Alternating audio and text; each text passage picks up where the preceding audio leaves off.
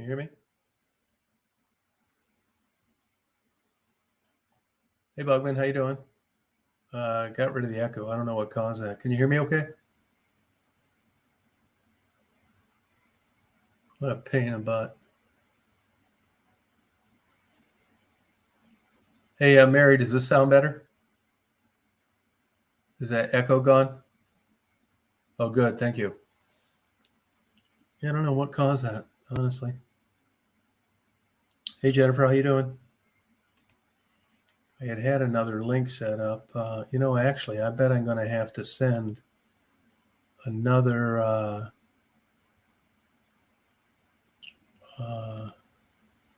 I'm going to have to send another link to Tiffany because it changed after doing another restart. So bear with me 1 second.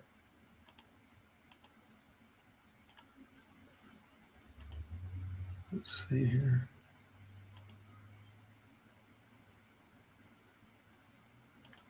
Hang on 1 sec.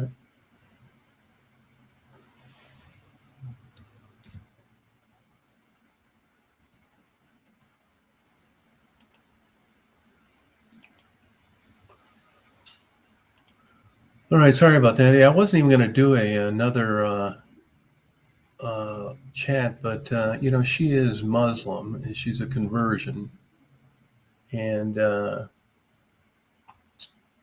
she was concerned about some flack that she got from the Muslim community. So she got a hold of me this morning and asked if she could come on and straighten that out, and I said no problem. And that's all I'm doing, really. We basically covered everything last night. Hey, Faye, how you doing? Hey, Mary. Hey, I see you. Moderators, good job blocking people. Paul, how are you? How's it going? Jennifer, how you doing? Lisa? So once she straightens that out, I'll probably sign off because I think we covered the whole issue about whether or not it was a good idea to promote Maddie's channel, which was discussed. And she explained her relationships. And I think, hey, Mark, how you doing?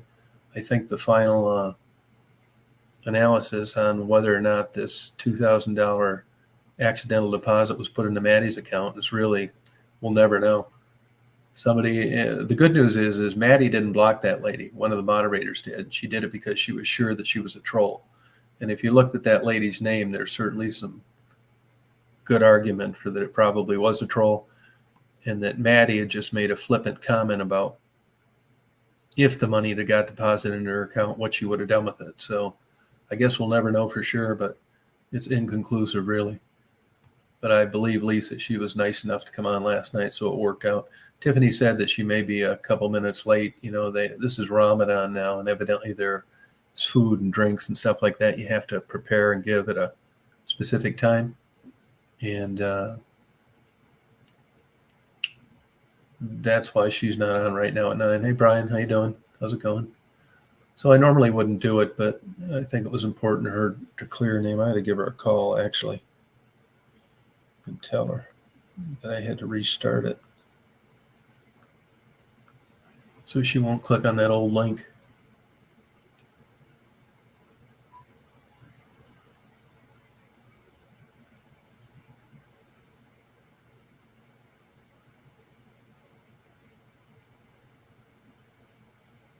Hey, Gertie, how you doing? And quite a few people were blocked today, by the way, so you'll see a lot. Hey, no, what I wanted I sent you another link. Click on that latest link because I had to restart it. All right, okay. So, yeah, I mean, I don't really want that kind of drama stuff on. And, there's a lot of people that were making negative comments. There are a couple of people that are moderators, too, that made some rude comments that I didn't really appreciate. I mean, if you don't have something, it doesn't get anywhere. If you don't like somebody, you think they talk too much. Even if you feel that way, they were asked to come on. Yeah, maybe they do talk more than they should. It was her first time on a chat. She was nervous. Maybe she did cut some people off. There was some noise in the background, and that just happens. But I don't think it does any good to express your disdain for someone that's coming on a chat for the first time and verbalizing it and actually typing a comment and hitting send. It's a mystery to me. I would never do that on somebody else's chat. It's rude and it's inappropriate.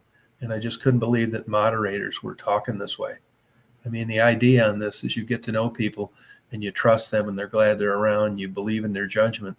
then they leave these comments that you expect on one of these troublemaking channels. It's just inappropriate and rude. And I appreciate it if you keep a better eye on it. What else was I going to tell you? So, hey, yeah, man, how you doing? So she'll be on here any second. Really, we covered everything. I think that was a 3.5 hour chat last night, and I thought it was a good one. I mean, nothing ever goes perfect. You don't know what it's going to happen until it's over. And people complained about Tiffany talking a little too much or talking over people or noise in the background. But like I said, it was her first chat. She's going to be in a different part of the house. The kids are in bed, and she felt that she perhaps could have embarrassed some other fellow Muslims out there. So she was going to apologize for the profanity. Not that it gives you a free pass to do so, and profanities are okay. But she came from kind of a foul-mouthed Christian upbringing. I'm not knocking Christianity. This is what she told me. And she said it's a struggle every day to toe the line. It's no different than premarital sex as a Christian. So for everybody thinks that she really did something that bad, I didn't really think it was that big of a deal. She just wanted to relieve her own conscience. And evidently there's some other ramifications that go along with talking that way if you're a female Muslim. I mean, I really don't know too much about it. So that's why. And what else? And, there were a lot of nasty, mean comments left about her. I mean, I talked to her about this, and she has some issues with her teeth, and that is in part through drug use and methadone later, but she also has a gum disease, which caused the majority of it. Now, nobody's going to believe that because she had substance abuse problems with herself. It doesn't matter either way. I mean, this day and age, for you to go on there and make fun of some people's looks, particularly someone, that's coming on a chat for the first time, it just shows you how low people can go. I mean, we're supposed to be adults. Most people are very good. But as you know, there's always a couple people out there that get on there and try and do something like that is really kind of embarrassing to even know. I thought that I got rid of everybody like that, So, I mean, I do let people talk. I mean, there's no real protocol for how someone's supposed to act when they're on a live chat. But like I said, it was her first time, so I give her some slack on that. And she did know Maddie for a long time, and I do think that she has her best interests at heart. I wish we could have got Maddie on here herself, but I don't think that that's going to happen because, I just don't feel comfortable putting money links. Now, I'm sure there are going to be plenty of people out there that say, well, what were you thinking the whole time? And yeah, I know, I was kind of innocent about it. And they never really got that much money from me. Honestly, the last money that I ever gave Maddie, I bet I didn't give oh, okay. Thank you, Mark. Appreciate it. Honestly, I didn't, really pay a whole lot of attention to it. Yeah, Addie's a sweetheart. That moderator that Bobbles has on her chat is excellent. She's very tactful, polite, lets people speak. She's very knowledgeable, and she's from a couple other channels that are fairly successful. So she's a good addition. I think all the moderators, for the most part, are good, other than a couple, which are just troublemakers and don't make any sense to me. Hey, Buttercup, how you doing? So I think it's just, things get better as you do them more. I wouldn't really call last night drama.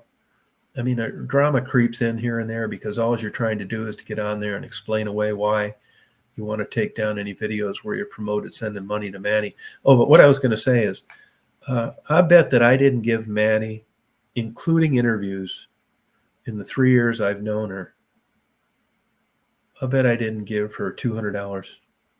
Now, that's not counting money that other people would have sent her. Now, I will tell you, I gave her $100 to do that interview with Bobbles. And the reason that I did that was the same reason that I paid Becky's back rent and 3 cell phone bills. Because when I first met Becky, I didn't want her thinking that I was just down there, trying to make a bunch of money. YouTube took the money away from any interviews with working girls because they don't want drug talk. So what was there is gone. You can't talk about drugs illegal. or legal. Even if I wanted to come on and do a chat about Prozac, it would not be demonetized. But what they do is they say it's not suitable for most advertisers. And this is something these third-party websites like Social Blade aren't privy to. All they know is what video you upload, how long it lasted, and how many people watched. They don't realize that YouTube's taking the money out of it. So you can't depend on what they say as being accurate. Those numbers are off. As far as subscription numbers, I think they're accurate because that's not something that anybody's going to change on the internet. Either you have 500,000 subscribers or you don't. But with regard to the money you make, yeah, honestly, the money's gone on YouTube. It was pretty good for about a year and a half. And then once they decided to coin me with with videos that were not suitable for advertisers, it was pretty much a done deal. So it doesn't even pay expenses, to tell you the truth. No, you can't. You can talk about them, but they're going to coin your video not suitable for most advertisers. They don't want any drug talk about legal or illegal drugs. They even nailed me on all those old videos you see that went viral have been given the yellow dollar sign. And when I get into a chat or a video that I'm going to upload and I think it's really good, to tell you the truth, I don't even monetize it anymore. It's not worth the risk of giving them the satisfaction of, they're still running ads on this. And here's the thing that most people don't know is they'll come back and say, well, don't worry that we're still running your ads. You're running your videos for the premium advertisers and you will get full reimbursement. Yeah, you know what they don't tell you is there are less than 20 million premium YouTube subscribers. That's nothing. If you put a video up now, even if you've got like the whole YouTube audience watching everywhere, it's hard enough to get people to watch them, let alone 20 million is nothing. If YouTube only had 20 million subscribers out there, nobody would even think anything of YouTube. I mean, it's a joke, but it's their platform. They decide the rules. They're constantly changing them in the midstream, and nothing I'm going to do about it. So here I got Tiffany right here. And again, if you guys could be, I'm not worried about the people on here now. It's the people that are going to crop up later. I would appreciate if you just be tactful and polite. And moderators, can them left and right. Tiffany? Hi, you guys. How are you? So I've already prefaced and told people we had a brief conversation this morning. Okay. And you had watched the chat yourself later on. Yeah. Which is different than in being in the heat of the battle. Yeah. And you felt you wanted to address a couple things. So yes. Let us have it. Okay. First of all, the first thing I want to say is to the Muslim community, I apologize. To the ones that don't know me, the ones that do know me, including my husband, which, by the way, watched this and consoled me, and this, I was not in any way representing Islam. And I know for those of you who are going to say, okay, well, you're wearing the hijab. I understand that by putting this hijab on, I automatically represent Islam. But I'm not perfect, you guys. I'm not perfect. I was not born Muslim, and I'm not giving excuses. I'm giving reasons. Um, at first, I didn't realize how many people were going to be on it, and not that makes a difference, because what I show you on here should be as real as what I am when I'm not on here. So, but if you guys want the truth, that's what I'm giving you. I do have a potty mouth, but I thought, okay, I'm going to go on here and bull crap. We're going to clear some stuff up. Um, and every time I watch YouTube lives, people cussing and saying F and B, and oh my gosh, I watched a couple about me today, and the same people who were criticizing me for using these words are saying, oh, we love you, buddy. So it's a little like one-sided, right? Because I'm a woman and I have a hijab, that means I can't use the F word or the B word. But this other person who has no idea who I am can use all of these words referring to me as a person. I think that's a little one-sided. But I do apologize about the noise in the background. I have 6 kids, y'all. I mean, this is my first time I was ever on like a live, which again, um, this stream thingy, I thought it was just going to be the people like in the chat, people that we let in. I didn't realize like until Tom told me later, like he explained it all. I didn't even know what a mod was, y'all. You didn't hear me in the live asking like, what's a mod? That shows you I don't know this game. And also what I don't know is how people that claim they know the holy month of Ramadan and people that claim that they know Islam can talk so nasty about me. One of the 5 top things that God will not forgive is being nasty, having hate in your heart, judging people, people that convert to Islam, judging them for their past mistakes or mistakes that they're still making while they're trying to be better. I never claimed that I was a perfect Muslim. And I know I ain't no perfect Christian because in Christianity, you're not supposed to talk like that to people. You're not supposed to judge people. You're not supposed to show your body. You're not supposed to have sexual relations before marriage. So, all of you guys out there that are judging me because I have the hijab and how I speak, well, what about how you act? Are you married when you're pregnant? Do you have your kids in a half abandoned house that you see so-called hookers and people, drug addicts coming in and out of? I'm not in any of them situations. And my teeth are halfway out, but I have a gum disease that was carried through my family line. That had nothing to do with addiction. Addiction played a part in the progression of it, yes, but it has nothing to do with it. I'd rather be ugly and fat on the outside than nasty and beautiful. Okay? Nasty on the inside and beautiful on the outside.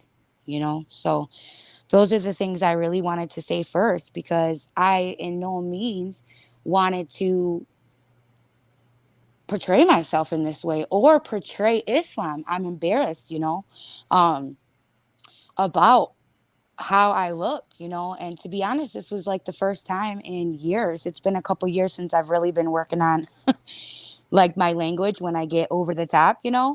And I was raised in a family that, which again, I have 2 sisters and a brother, and none of them speak like I do. So I am not saying in any means that it is their fault because we all make our own choices in life. Okay. But I was so used to it. Mother F this, mother F this. Um, country, back roading, Captain and Coke, like cussing, drinking, having a good time. Obviously I don't drink and do those things anymore, but I'm just used to having a vulgar mouth. And then add that with now I have 6 boys, a husband, all men in my house constantly. I don't really have time to be feminine. So I'm sorry that I don't live up to your Islamic standards or your Christianity standards. But I'll tell you what, even the people that are being nasty to me, I see how beautiful your kids are. I see how gorgeous your voice is. I see how amazing that your recovery is. How great it is that one of you have an apartment and are doing great and got out of that abandoned/apartment. I see many of you making improvements. And even Maddie, look at this poor girl, man. All this stuff, she has not said one word. I only was on here one time and I like cried the entire night, y'all. And I wasn't going to say that. Tom told me not to say that, didn't you? Yep. But I just want to be real. Like, this shit bothered me.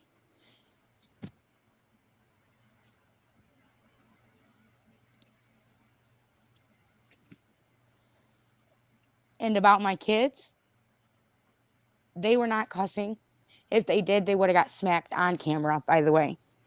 And that would have been a whole nother thing. Oh, you hit your kid. Okay, well, if they cuss and you don't hit your kid, then you're a bad mom, right?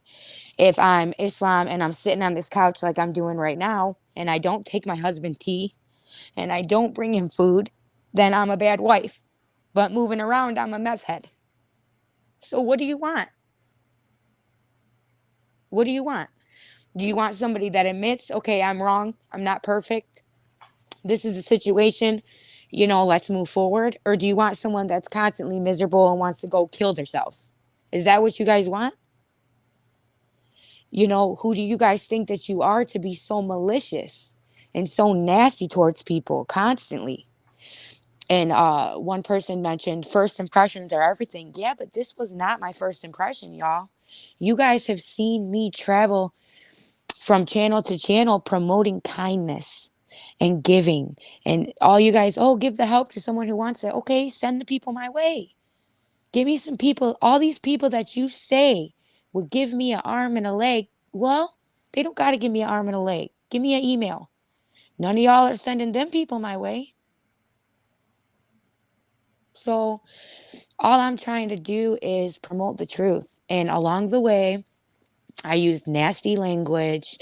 I'm not proud of myself for that, but I thought I was just bullcrapping with, some girls and time and, setting some records straight, which, I was literally speaking past tense. The comment of me being a baby mama, I wasn't saying that I'm a baby mama now. No, I'm not. I'm a wife. I'm a mother. I was saying that I understand that certain situation men are portrayed as they don't care and they weren't there because you have certain people like how I used to be a baby mama, okay? Where, oh, if you don't pay me child support, you're not going to see your son. That's a baby mama. And I'm sorry if you guys don't like that language, but that's what I was. Do you want me to lie and say, oh, I was perfect? I can't do that. I can't do that. The only fault that I seen in myself looking back on this live, you guys, was the way that I portrayed myself wearing a scarf, the way that it would look off. It's amazing look on like my family is what I meant to say. The reason I wear the scarf because I was contemplating whether or not to wear it. But if you take a scarf off after you already put it on, that's a bigger sin than never putting it on. So what choice do I have? This is the choice that I made. I made a choice to put the scarf on, to try. I made a choice to say, yes, I believe in one God. Yes, I believe in the Bible and the Torah and the Quran and the other books. Yes, I believe that Prophet Muhammad was the last prophet and the book of the Quran is the Islam that he brought. Okay, that I believe that. When I said these things, I was washed away of my past sins. And when I looked at myself yesterday, I prayed the way I pray. Maybe I don't pray the way that you pray in Islam, okay? But I surely know that true Islam, you guys, true Islam, true Christianity, you would not have cut and cropped and pasted my face and spoke about my teeth, about my weight, about my baby children, about any of that. Nobody would have done that if they were truly Islamic, if they were truly following the religion. Maybe you would have had an opinion. Like there was a couple people who wrote their true opinions. Listen, Tiffany, that was nasty, really. And right now it's Ramadan. You shouldn't speak like that. That was true. I didn't say. I said you're right. But then you guys want to continue. So I don't understand that. Come on, give me a break. This was not first impression. You guys have seen a lot of me. A lot of me. It's not like I popped off every chance I got. But you guys, I hope would understand. Here I am having a million people on a daily text me and message me because I was stupid to give my number out in my emails and stuff for people that needed help. Instead of people texting and calling needing help, they're texting and calling, telling me they're going to, after last night, meet me in an alley and chop my head off so my husband can have a true Islamic wife. And no, I'm not blaming you guys for the people who made the videos. I'm not blaming you. I chose to speak that way. I chose to be myself. I chose to be ignorant. I chose to, to not research exactly what this was and not understand. I chose to get on here and defend Maddie's past and who she was. And I chose to word things the way that I did. I chose to all that. Just like I chose to comment back paragraphs. Like you guys, not only did you insult me and demean me and belittle me as a person, as a mom, as a woman, as a human being, but when I tried to explain myself, you're annoying. That's annoying. You're a liar. You showed your true colors. Yeah, I did. I showed a part of me. Please show me one person that's black or white. Show me one person who is right or wrong. Show me one person who is perfect other than God. Give me one picture of me walking into that house on what's the street called, Tom? Campbell. On Camden. Campbell. Campbell, sorry. Give me one picture, I will give you $20,000, and I have it. I drive in a 2021 car. You've never been in the Campbell building, have you? I've never even been around there. The only place I've been is the corner of Livernois and I used to use on Livernois, that street. I went to the same person every single time. The second time it was about, between 8 months, and I bought methadone afterwards, so I wasn't completely sober. I didn't follow the complete program at first, but when I put the needle down, I put it down, obviously, thank God.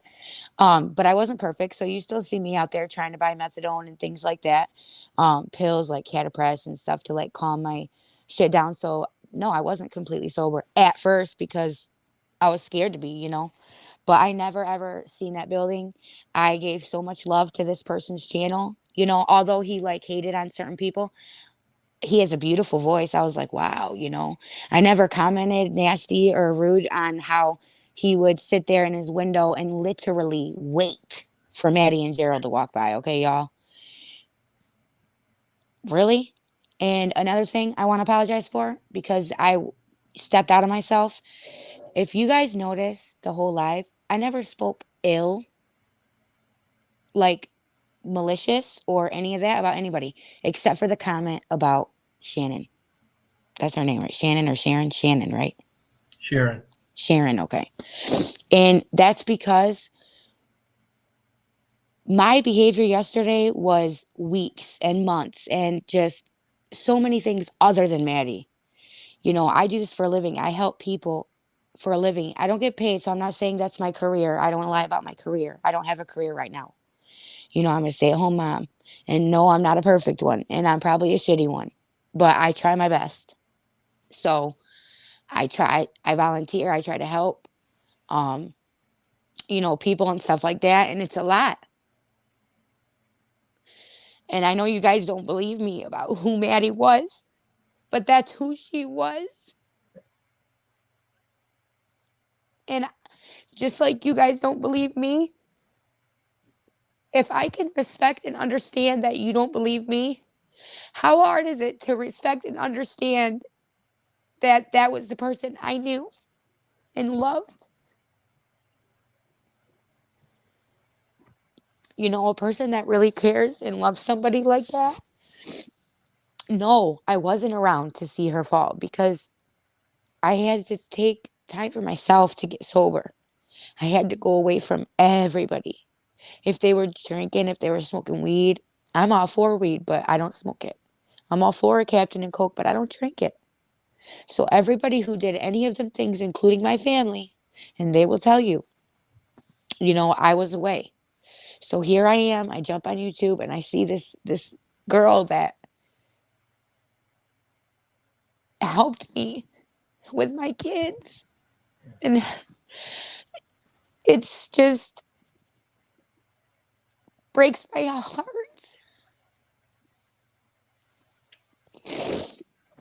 And I know that many of you are gonna be you're a crybaby. And when I was talking to Tom, I didn't think I was gonna cry. But people who have a heart, that don't go away. The same thing with my confliction between Christianity and Islam. It doesn't go away. All I can do is work every day to be better. That's it. But I'm never going to be perfect. But I don't see the problem with me saying Maddie's mom was, you know, I'm going to quote myself, bad as fuck. Excuse my language.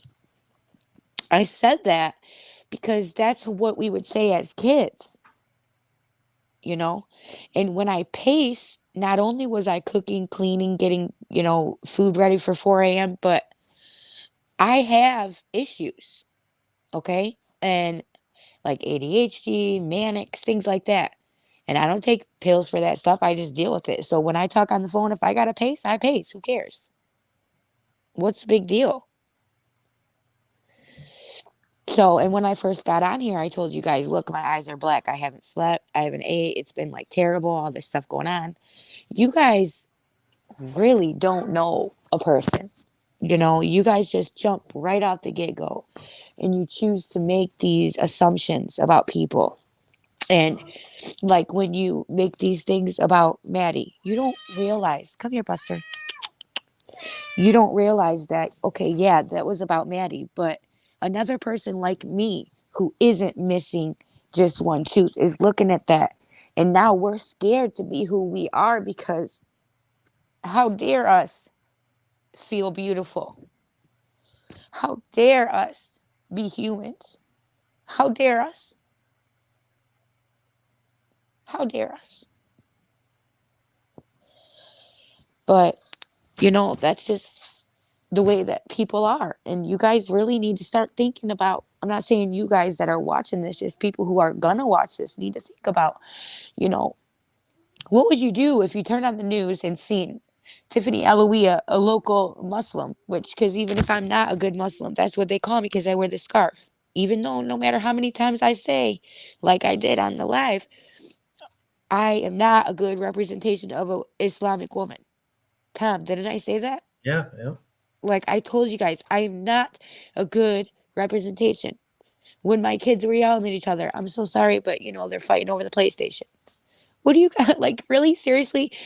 I want to see anybody walk in a house with 6 boys and 8 men upstairs and giving food and cleaning and that can sit down for 3 hours. Oh, please, whatever you're taking to do that, as long as it's not narcotic, hit me up. Okay? Because that's not possible, you guys. Right now, my kids fell asleep because they're worn out from Ramadan, from all this stuff. So I let them go to sleep early, or else I would be up in the attic, you know? So I just ask that you guys all, if you want to say rude things, that's fine. But think about what you're doing. Think about it because you never know if tomorrow you're going to turn on that news and that person hung herself or shot herself in the head. And no, you're going to say, you're going to blame me. You're going to blame me. No, I'm not blaming you. But when you constantly harass a person about the way that they look or who they are or how they're not a good Christian, they're not a good Muslim, they're not a good mom, what do you think that does to a person? What do you think that does? It tears them apart. So is that what we're trying to do here on YouTube? We're trying to tear everybody apart? Is that what we want to do to Maddie? We want to tear her apart so she dies, you guys? Is that what we want? It's not what I want. So I apologize to all the Muslims who don't know who I am. Because no, if you are a quiet, respectable, good, clean, perfect teeth, beautiful, skinny Muslim, alhamdulillah, I'm happy. I really am. That's truthful. But all I ask is that you be happy for me, that I'm making the steps to be a better person. Because before I worry about being a perfect Muslim or a perfect human being, or I mean a perfect Christian, I need to be a good human being. Period. This country is full of differences and different cultures, different religions. And this is why people hate each other so much. Because nobody can just accept you for who you are. You have to fit in a bubble. I'm not in that bubble. I came on here because I had a broken heart for one of my best friends. And I respect you guys for not believing or understanding or all that. But please respect me in the same sense that it's hard for me too. If it's hard for you to imagine the good, imagine having the good and seeing the bad. Okay? So, and like I said, you guys don't know my life. So yeah, I cuss, but that's what I was like. I was brought up around that. It was funny to me. Like you guys seen, I was laughing, joking. I wasn't like, there was one comment that I said, I don't care what any of you mother effers think. I should not have done that. I should not have done that because I should have knew this is going on alive, even if whether it was the people that were just in the chat or not. Either way, people are going to see it. So this is a representation of not only my family, but myself as a mother, as a woman, as and that is only one part of a big puzzle that I am. One part, you guys. It is a part of me. I'm not gonna lie. That was not just a one-time thing. I have a potty mouth. Tom was like, Tiffany, try not to cuss.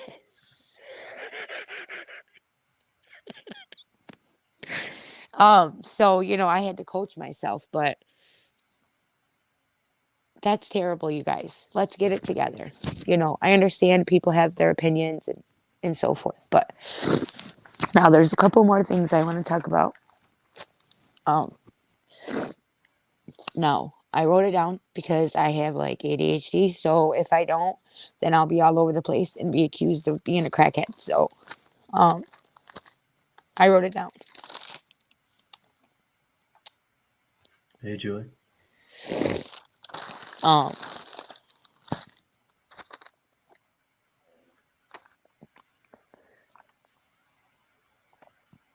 okay, so there's one thing that someone had commented about a word that I had said, mashallah. Um, in the Muslim and Arab community, there are many different definitions of mashallah. Okay, but there's two words that kind of sound similar. There's mashallah and there's inshallah. Inshallah is God willing, like if the God wants. Okay, and mashallah is if God wills it. But to us, that sounds the same, right, Tom? Yeah. But to Arabic, it's not the same. It's a different meaning. So, mashallah, you will find many people if they walk in a new home, if they call somebody beautiful, like I was calling Lisa's daughter, mashallah, beautiful. It's so no evil spirits can come into her body and give her eye. And stop biting my phone, Buster. Come on. Come on. Sorry, you guys. It's my cat. He's a little less controllable than my kids, okay? Say hi. Hi. Okay. So mashallah is just, that is again, it's different meanings. So the girl that commented, you were half right. It is, if the God wills, not God willing. Inshallah is God willing. But mashallah is if the God wills, meaning if the God wills to protect you, to keep you safe, to keep, from any jinn or harm.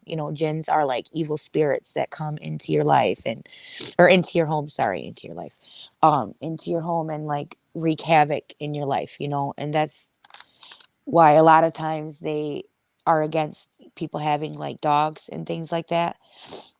These are just one of the things I learned because that's why I was allowed to have a cat because it wasn't so religiously um, looked down upon to have a cat. So I asked my husband when I got sober if I could have an animal to like be a companion for times like this, particularly. And he said, yeah, I could have a cat. So that's how I learned that. And I also looked it up today when I seen her say that because I didn't want to say something wrong. That's another thing in Islam. If you say, like a couple of people said and made it apparent, this is the holy month of Ramadan. How dare you? You're disgusting. You're trash. How dare you? How dare you? This in itself is haram. That is a bigger haram and a bigger sin. Judging me and spreading hate and holding grudges and doing all that. That's a bigger sin than me, once a Christian, not, still a Christian in the heart, but trying to be a Muslim, trying to live good for my husband, for my kids, for my family, trying to be a good person. Here I am apologizing, asking for forgiveness. And instead of forgiving me, like Islam or Christianity would do, you curse my name. This is haram in Christianity and in Islam. So I wanted to point that out as well. For you guys who, think that I'm this terrible person. Yes, I am in certain things, like with my mouth and how I talk and stuff like that. But it's not intentional. It's things that I just, um, do. Like when I was in high school, people used to call me Tiffany, mother effing HBI. Swear to God. Like that, when people see me in the house, still sometimes I went back to Belleville and I was in Myerstown. And I seen an old friend, his name was Corey, and he was like, "What up, Tiffany, mother?" And I was like, "What up, mother?" So it's like a thing, just like in Islam, it's a culture to sit on the floor and eat with your hands sometimes, right? Do we do that as American? Do you see a lot of them? Christianity. Now, I don't want to say American because there's many Arab Americans, so excuse me for that. I misspoke. But do you see that in a lot of Christianity and things like that, Tom? Well, I'm not too much of a Christian. Well, I'm just saying, do you see like your everyday people eating with their hands or sitting No, on the floor? no. And that's what I mean. But I have seen like what is that, like the Gandhi and Taj Mahal and stuff like that. I have seen them like on the pillows and stuff like that, which is very relaxing and I actually know very, Ethiopians do that too. yeah. So, it is common, but just not in this country. And that's one of the beautiful things about having Arabs here. They bring so much culture and so much beauty to our country, you know. Um, so that is why I feel so bad for like making them look bad, because I am not at all a good representation of any religion. Of All I am is a representation of a woman, a recovering addict, a survivor, a fighter of domestic violence. Um, you know, a wife trying to be a good person, trying to figure out which religion I want to really follow, trying to teach my kids a religion I don't really fully know. Trying to be a good mom, trying to keep my kids, trying to help people, trying to figure out what's going on with Maddie, they're, oh my God, like, ugh, it is so much. So the other day, I really felt like, okay, I could just wind down, like, seriously. Like, I watched Tom and, like, how he bull craps around and, and stuff. And I thought, okay, I can bull crap around. You know what I mean? And, like, be myself and throw the F words. Just, I was laughing. I was joking. I wasn't, like, trying to be threatening or malicious and anything. So, next, excuse me, because, again, like I said, I do have issues, and anybody who knows me knows that when I speak, whether when I was in active addiction or now when I'm sober from everything, I do go topic to topic, so I apologize for that as well. I'm trying to not do that as much as possible. um so the next thing I would like to speak about, please, is, oh yeah, this is important because I touched on it a little bit, but I jumped from a different conversation, sorry. Um, about saying the comment about Maddie's mom, how she was a bad A, B. And that was meant in a context of like us girls, like she said in the live that we spoke last on, which, by the way, Tom, she just messaged me a little bit ago.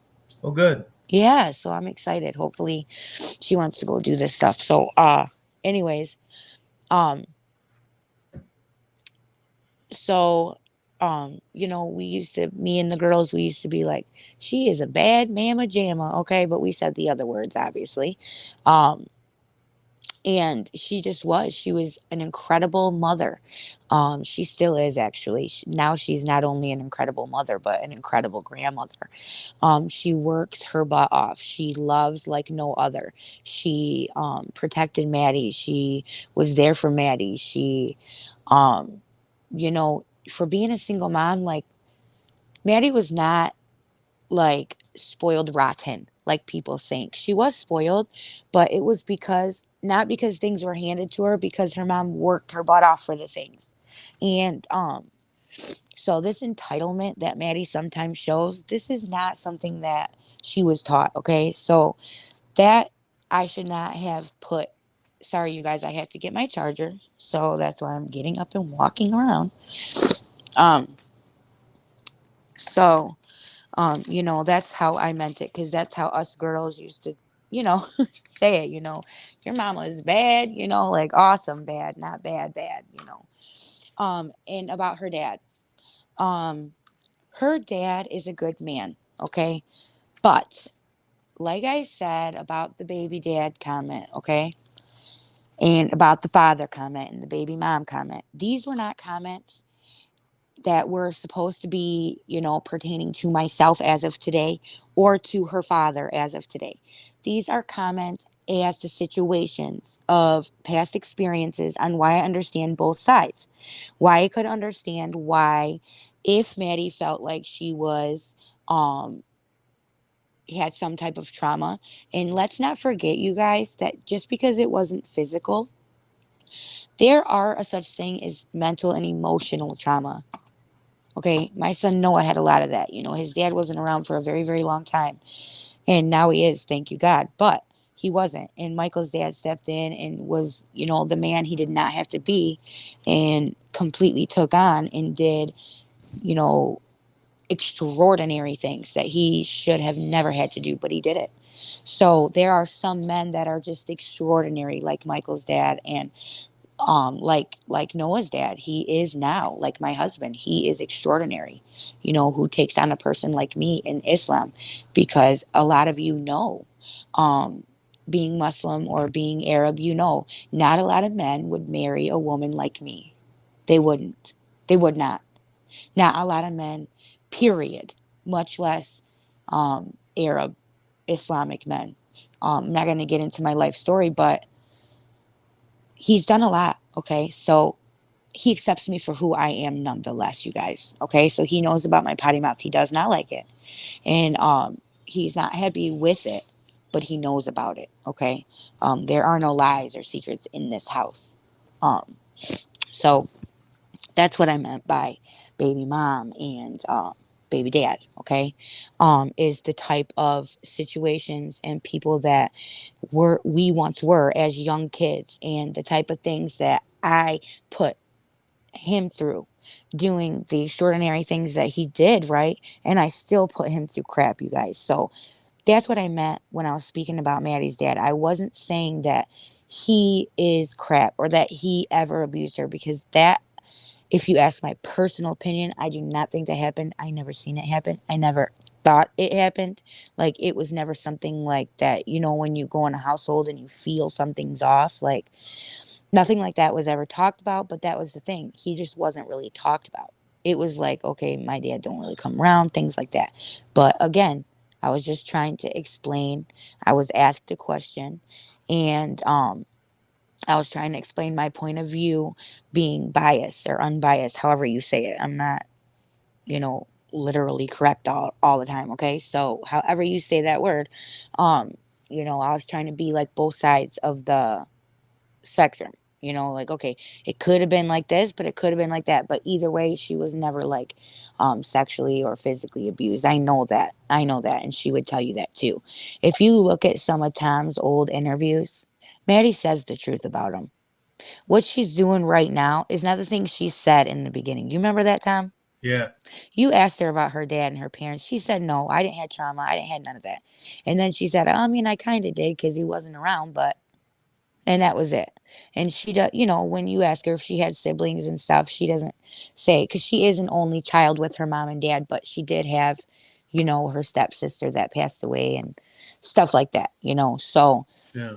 um, that happened, and maybe she doesn't talk about it because it was so traumatic, because her dad was so close with her and not with Maddie. I don't know, but I didn't mean that in any offensive way or any downgrading or demeaning way. That man has literally done extraordinary things for Caleb and for even his stepkids. He didn't have to be a stepdad like he was, but he was. So that says something about a person, right, Tom? Yeah. Yeah. It does. I'm You glad to know? hear Yes. this. Yeah. So, I want to clear that up, because you know what? I love Maddie's family, and I do not ever want to come off in that way. And I think because of how nasty I talked and like mother F this, and which is how I talk when I'm bull crapping around, just so you guys know, like I would never do that, like to be the face of something. Like, how people, you act different, like when you're on a stage or when you're talking to people than you would in the backyard with your friends.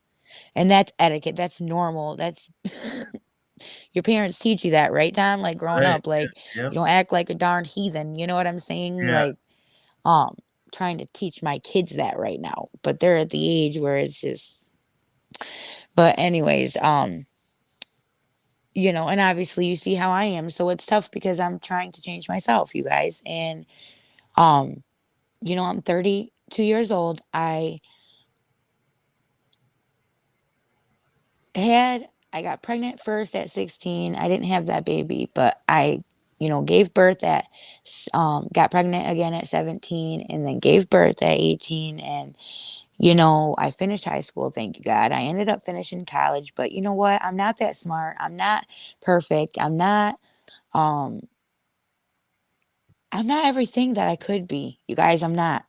I'm not. Okay. So I'm just doing the best that I can. That's it. And all that I want to do is try to raise awareness to, like suicide and being cruel to people and, being recovering addicts, not enabling people. But there are good ways to help people without enabling them, things like that. That's what I was trying to do. And I just got caught up. And, I did not come on here to be famous. I did not ask to come on here. Tom, didn't you ask me to come up on here? And you said, Tom, today I asked to come up on here. I did. That's the truth. I asked to come on here because when I seen myself, I was like, and I think what really got me is like, I talked so bad about myself that all the things you guys said about me, I already said about myself in the live, right? Yeah. I told you guys about my teeth. I told you guys about um my disadvantages. I told you guys about, you know, stuff like that. And instead of like trying to understand and whatever, have your opinion, but move on. Like, what is up with all you guys making these YouTubes to just be little people? Like, why are you guys like, why? Why? Like, what's the point? Is something happening in your life? You know, um, does it make you happy? I can guarantee you there's going to be a live about me tomorrow with a close up and someone calling me a crybaby. Watch. And that's sad. That's really sad. That's really sad. So, I just wanted to come on here and I did not expect myself to cry. I really didn't. So I'm sorry, but um, there are many parts of me. There is the part that all you guys met at first, the part that can talk well, but has a million typos and like book long comments because I am sincere about what I say and I mean what I say and I say what I mean. And I love hard and I care even harder. Um, and I tried to portray that in my comments and I tried to be on all sides. And I never made a YouTube or none of that. Like I wanted to make a YouTube so I could show my, sing and play the instruments and show how that has helped in my addiction and, have my kids be a part of it so they could explain how my addiction affected them. But I didn't do it because I just was so scared of this. I was so scared about people talking about my teeth or talking about um the kind of mom I am or everything that you guys did already. So, no, I'm not a good Muslim. No. And I'm not a good Christian. And I'm not a perfect mom. But I think I'm a good human being, you guys. And I think at the end of the day, that's what God wants us to be. And that's what He made us. He made us to be human beings for a reason. He made us to make mistakes. He made us to do that. One of the five things that like God, He really does not forgive is when He puts an obstacle in front of you like this. You see a person, how she dresses or how he dresses. You see a man kiss a woman that's not his wife. Or you see a woman like me who is trying to better her life, but she just runs off with her mouth and talks crazy because whatever reason, okay? And instead of reaching out to that person and saying, hey, this is not Islam, let me help you. This is what Islam is. Is there anything I can do to help you? You can do wadu because that's one thing that is in the Quran to do so you don't swear and cuss because swearing and cussing is not good for men or women. They say do wadu, taking a shower, cleaning yourself, stuff like that. It's supposed to relax you and stop you from cursing and stuff. Um, but I hear you, Buster. I'm sorry. He won't stop crying, so I keep getting sidetracked. Sorry. So, what are you crying for? Just come here and I'll pet you. Come on. I love you. I love you too. I love you too. Can you let me finish this, Bubba? Huh? He's looking at me like, nah. Sorry, you guys. When I cry and stuff, he knows it and he feels it too. I think it's weird. But anyways, so what was I just saying, Tom? I'm sorry. You were just talking about, you know, your cat. Now you're trying to not let him distract you. I'm a retard. But oh yeah, about Islam and how when God puts a test in front of you and hey, I don't know where it says that in the Quran. I don't know exactly what verse. I don't know, but I know it's in there because it's one of the things that my husband taught me. One of the things that I watch when I watch the like the lives and stuff on YouTube and everything. Um and it's one of the things that to me is something that I took with me and I guess why I always try to help and like see the best in people even my and see the worst in myself because you know that's one of the things that both in Christianity and in Islam um you're supposed to do. You know, you're supposed to put others, obviously you're supposed to love yourself. Like I am not normal. How I talk about myself, how I feel about myself, that's not normal, but it's better than. So when God, like Allah, whatever you want to call him, says that when you see a person and they're struggling, if they're doing something negative like sexual things or cursing or things like that, that's a test. How are you going to act? Are you going to belittle this person? Are you going to have a grudge against this person? Are you going to bring malice to this person? Are you going to bring trouble in their household? Are you going to, you know, what are you going to do? And I think that that's why my husband accepts me because it's a part of Islam, you know? And he accepted that when he married me, you know? So, you know, whatever. That's just what I wanted to say that, you know, everybody who is like preaching to me about how I'm not a good Islamic person and stuff like that. Um, I know I'm not, you Hey, know. Tiff, Yeah. would you mind if people ask you some questions? Go ahead, please, because I think I've hit all the points. Do you think so too? I think you did. Yeah, I think you did an Okay. excellent Go job. ahead, whatever you want to ask me. Do you guys have any questions for Tiffany? Because I don't. She's on the StreamYard side, so unless I approve these, uh, she's not going to know what it is. So if you ask a question, I'll read it to her and she can answer it. I think a lot of people are curious about your religion, and it's interesting to them. And Okay. I've seen a couple of comments where people wish they if you were going to talk to someone and they wanted to get familiar with being a Muslim, are there any references you can think of offhand? Um, Books or movies or well, publications? what I do is I really can't, and this is terrible that I can't, but this is one thing that I'm a firm believer of, Tom, and all you guys. I do not want to tell you something that's not real. Like, I don't want to give you something that's not true. You know what I mean? Yeah, But what I do is I go on YouTube and I look up Sunni Islam lectures for women because like I'm trying to learn how to be a good woman. You know, I'm yeah, trying to learn how to be a good wife for my husband because he's so good to me that I'm trying to learn how to be better for him, you know. yeah. um so that's what I do. I look it up. So I think first what you would want to do is see which sect of Islam you want to do. You know, the two major sects are Shihan or Shiham. I don't know exactly how you say it. I have not mastered Arabic, you guys. Shiham or um Sunni. And my husband's Sunni. But there are also other things in it too, you know. Um, this is funny, Tom, because have you ever seen United Shades of America? No. It's on CNN and they did, it's season 2, episode 3, I think, or something. They interviewed me like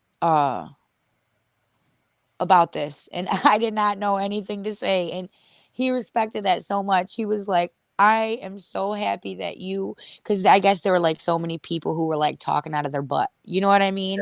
Yeah. And he's like, I respect you so much for telling the truth, because I'm like, I don't know you guys, and I'm so sorry. I'm still learning, you know. I'm Yeah. still and some people think I should already know this stuff because we've been married for a while, you know. But he didn't force it on me at first. Like, it took a few years before I even put the scarf on. Um, you know, he never forced it on me. He told me, whatever religion that you want, just do it fully. If you want to be Christian, be a full Christian. You know, don't say I'm Christian and get drunk. You know, if you want to be Christian, be a Christian. You know, Yeah. someone just asked me if I'm happy. Yeah. So you can see these. Some of them, but I get like cross-eyed because I was Okay. crying. You know, so Okay. um, which I'm sorry about. I That's can't. right. You know, I don't mean to be like that, but about certain things, it gets me all wild. But okay, I am happy. I'm not happy with myself sometimes, but I love my husband and I love my kids. And I'm not a good mom. I know that. But I think that they love me and they appreciate that I fought for them. Um my older kids, they know what happened, you know? Yeah. And with my third son, there was a situation that happened with him, and my husband is his father. We'll just say that, okay? Because I don't want that being exploited and picked apart more than it has to be. Um, but he not only takes care of my kids like Michael and Noah, the ones that I had younger, but he takes care of Ibrahim. He was named Bradley, and now he is Ibrahim. And he adopted him. He signed the birth certificate, everything. He signed the parent of affidavit. He didn't give a crap. And he told his family, like, that's my son. And if you know the Arab culture, it even says, like, in the Quran, like, it doesn't say that you can't adopt a child, but it does say, like, you can't give him your last name. Meaning, a lot of people argue about this, so please do not quote me, but this is just what I was told by my husband and what I believe to be true by how I interpreted it, how I did. Okay, so this is just what personally I think. Um, that you can obviously adopt an orphan or a child that doesn't have a father, but they cannot get, like, if that person passes away, they cannot take away from the biological children, like the financial things. Like, my husband has 3 houses in Palestine, you know, 4 houses here now, 4 houses, yeah, here now, and um uh you know, we have 4 cars and this house and stuff, and if something happened to him, obviously it would all go to me first, but I would then give, I don't have to, but because of the religion, I would then give I would split it up between his biological kids, and I would give Brahim mine, what I'm supposed to have, and then I would go back to work and make my own, you know, like, I would figure it out, because I still have a 401k and I worked a long time up until I got married. So at the same place. So, you know, I could just go back and start my life. So that's what we have worked out. But he has a whole different thing worked out. He's no, I'm going to split everything up between all of them, all 8 of them, including my 2 older ones. And I keep telling them, you can't do that, babe.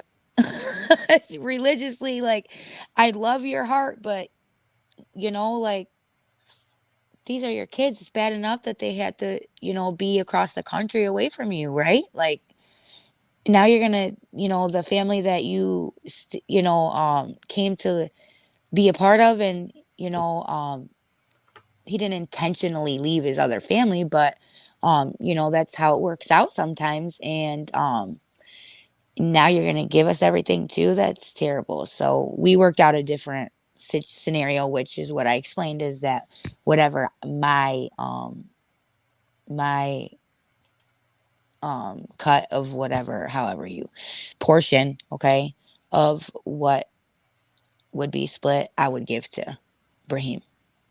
Michael, I'd give to Brahim, but because Michael and Noah have dads, so um that's how I would do it. But I'm very happy because of those things, you guys. And a lot of people think that because I wear a scarf or because I isolate myself. And if you knew me before, um like I gave my Facebooks out on the first live, which I should not have done, but I can't get into them anyways. They got Arabic letter passwords. Me and my husband both don't remember.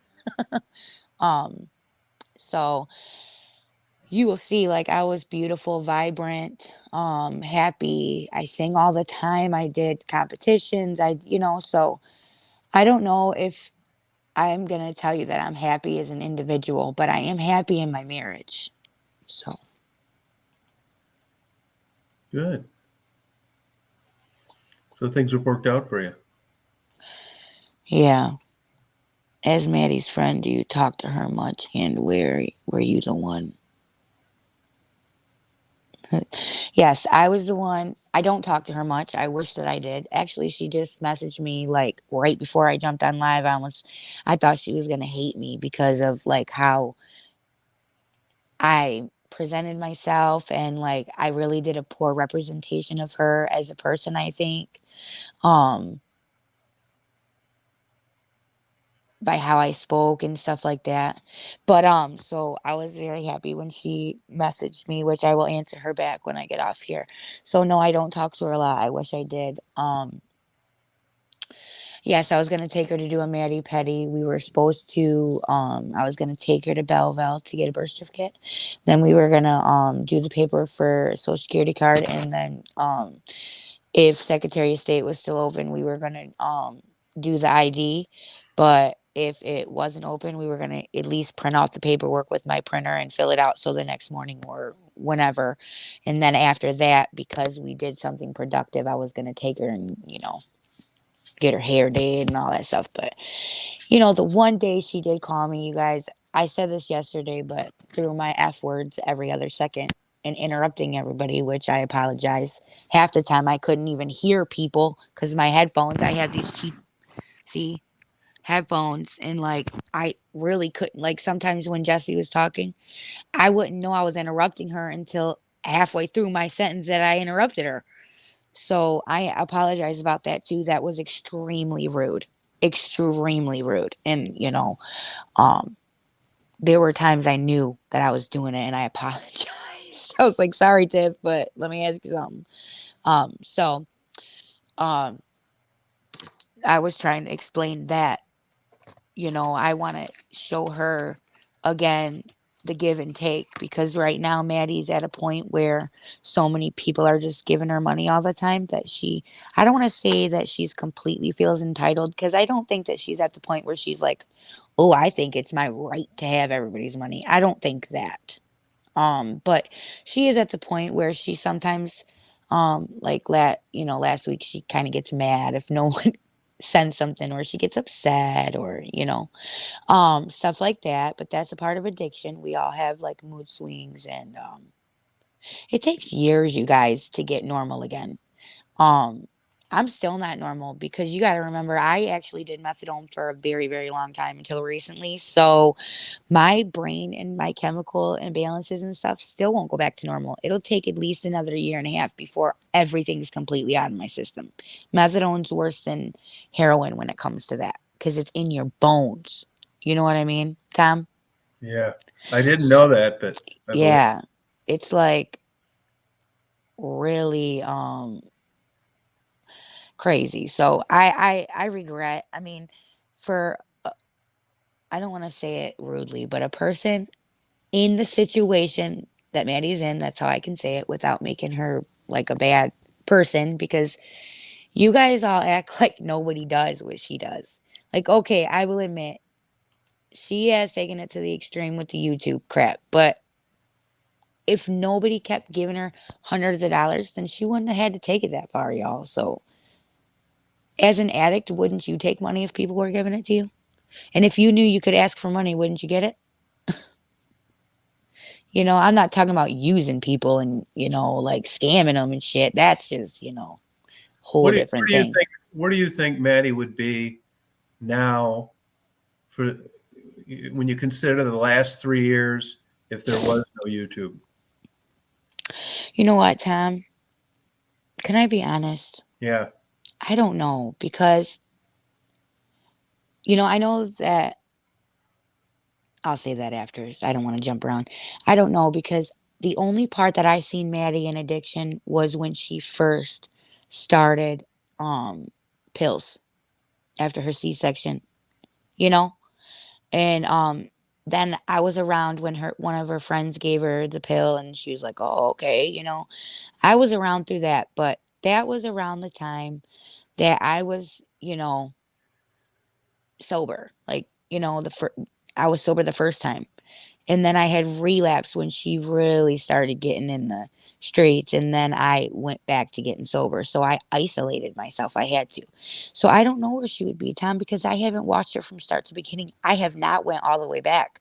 I've only watched, if you look back on this YouTube, it used to be Gene or something, Dean or something. I don't know. It was me and Ibrahim's channel. He would do like little movies and stuff. But then I took it over because he made a new one. He never really goes on this one as much. And when he does, it's an on accident. Yeah. Um, but so I only see recent stuff. You guys see like my reaction to stuff. I'm either angry or I cry. That's manic.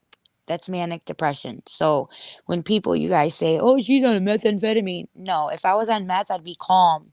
You guys, I'm ADHD. I'm like, I've never tried like cocaine or crack or none of that. You want to know why? Because look at how much I talk and ramble. I'm scared of how it would make me. Could you imagine, Tom? Like, Yeah.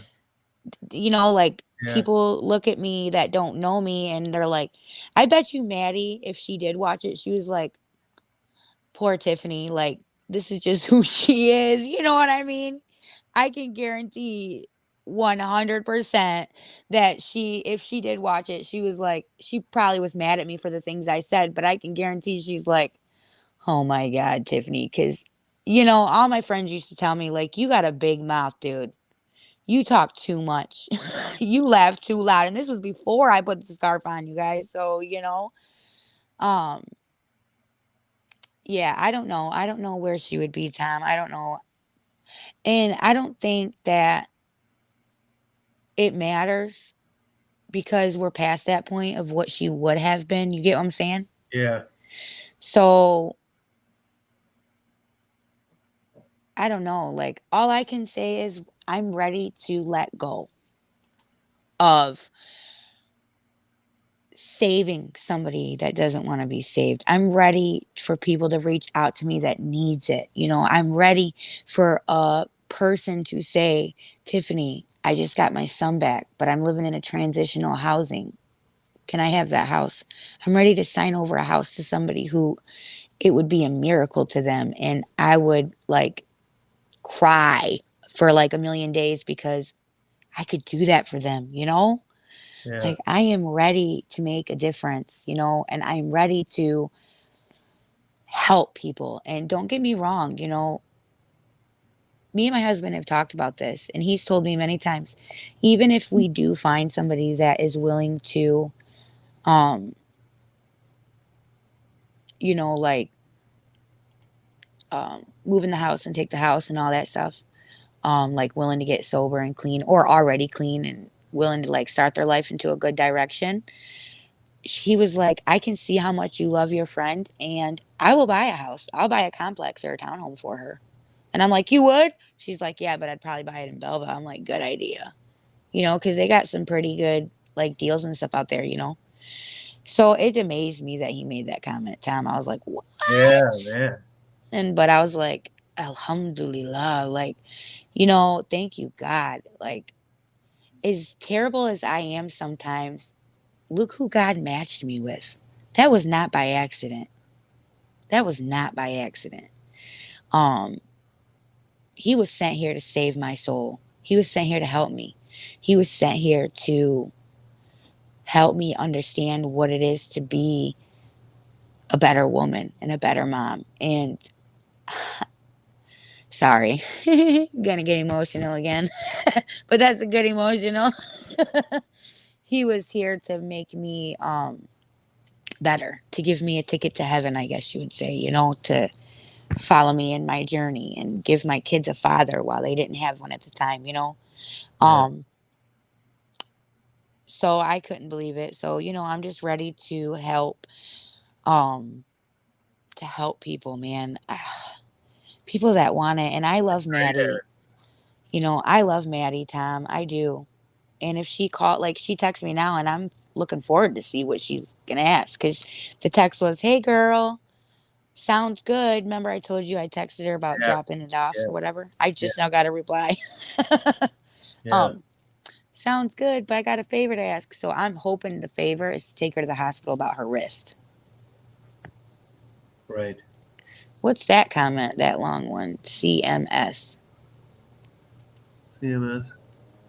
Oh, having real people in your corner to help with the process.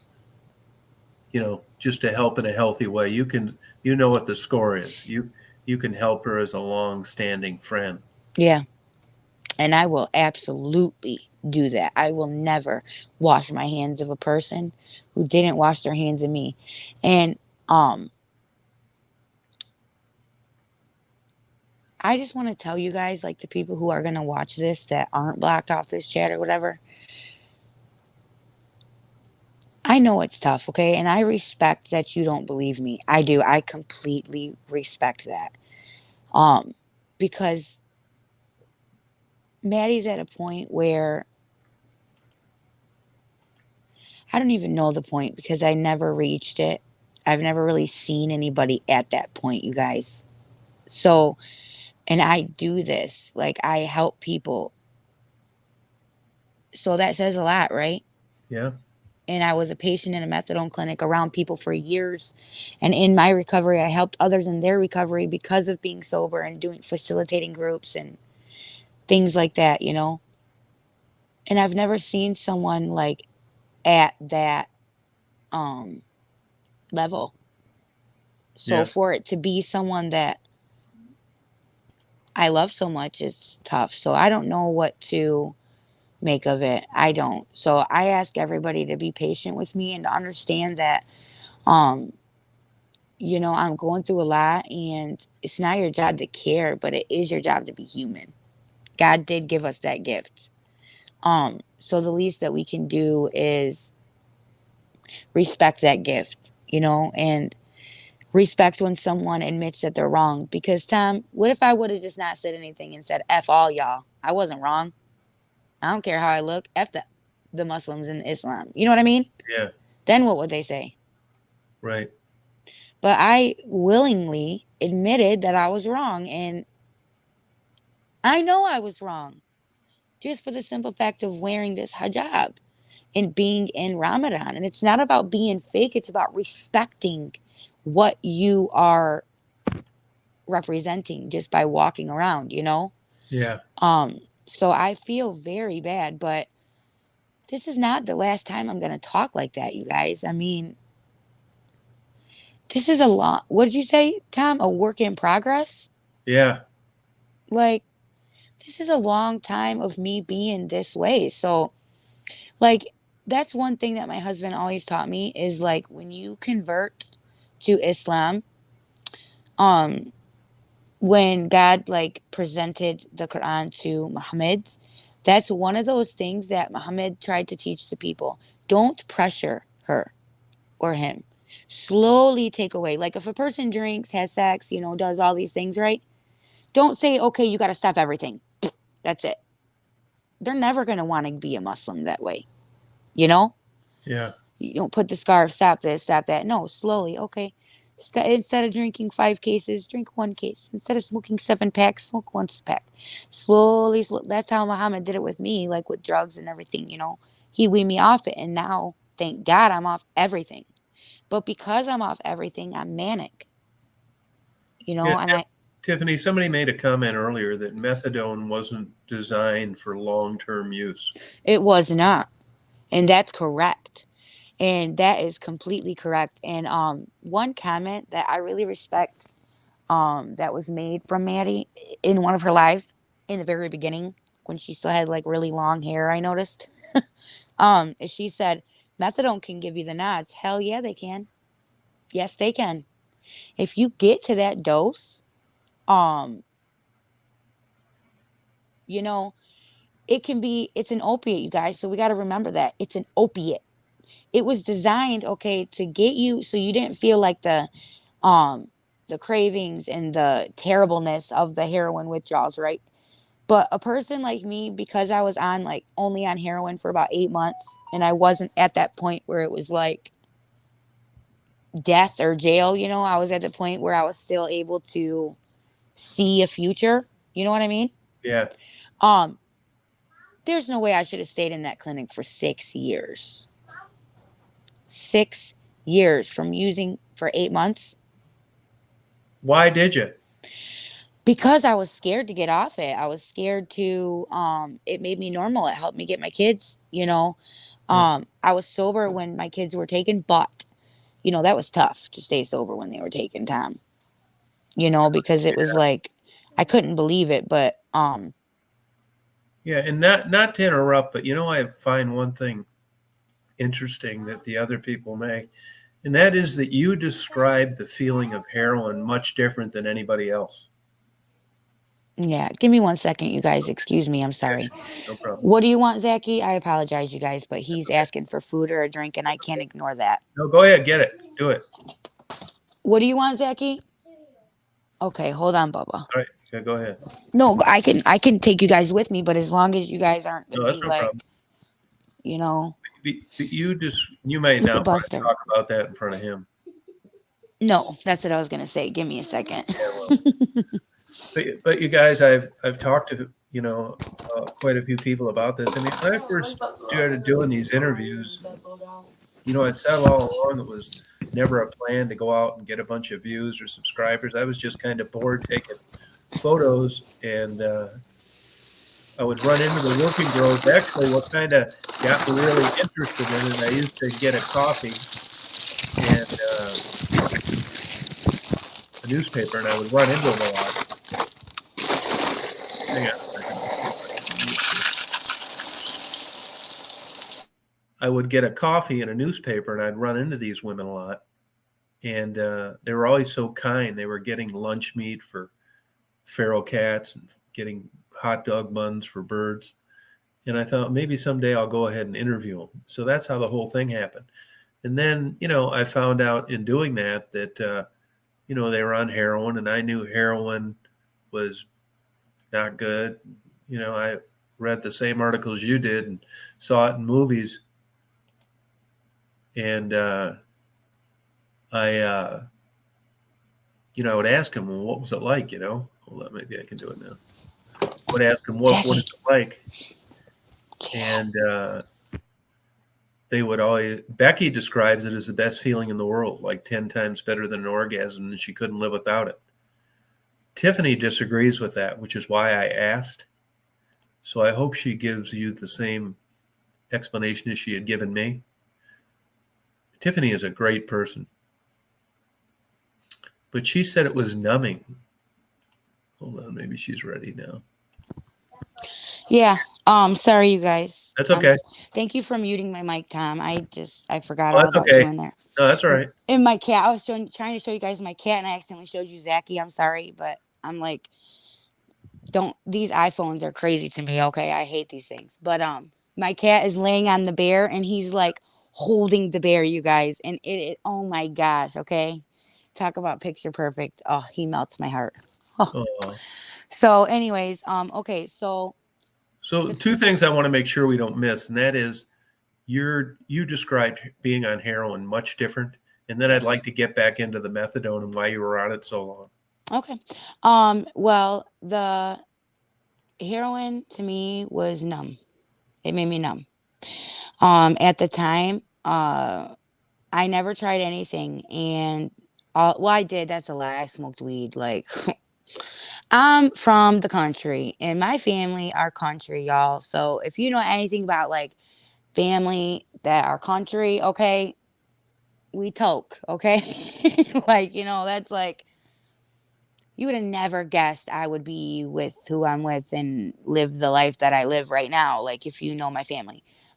Anyways, um, so I didn't do anything, and then all of a sudden, somebody, which I'm not gonna name, was like, "You should really try this," and I did, and I literally was out, and that person thought I was dead.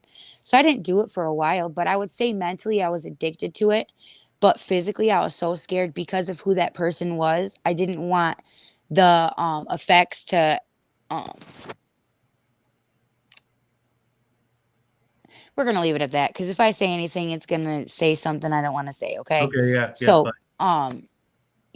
it was just a bad situation. So I didn't continue to use. Well, I got started dating this person and he had already been using for like 10 years and he was obviously a bunch older than me and he would only give me like a half a pack a day.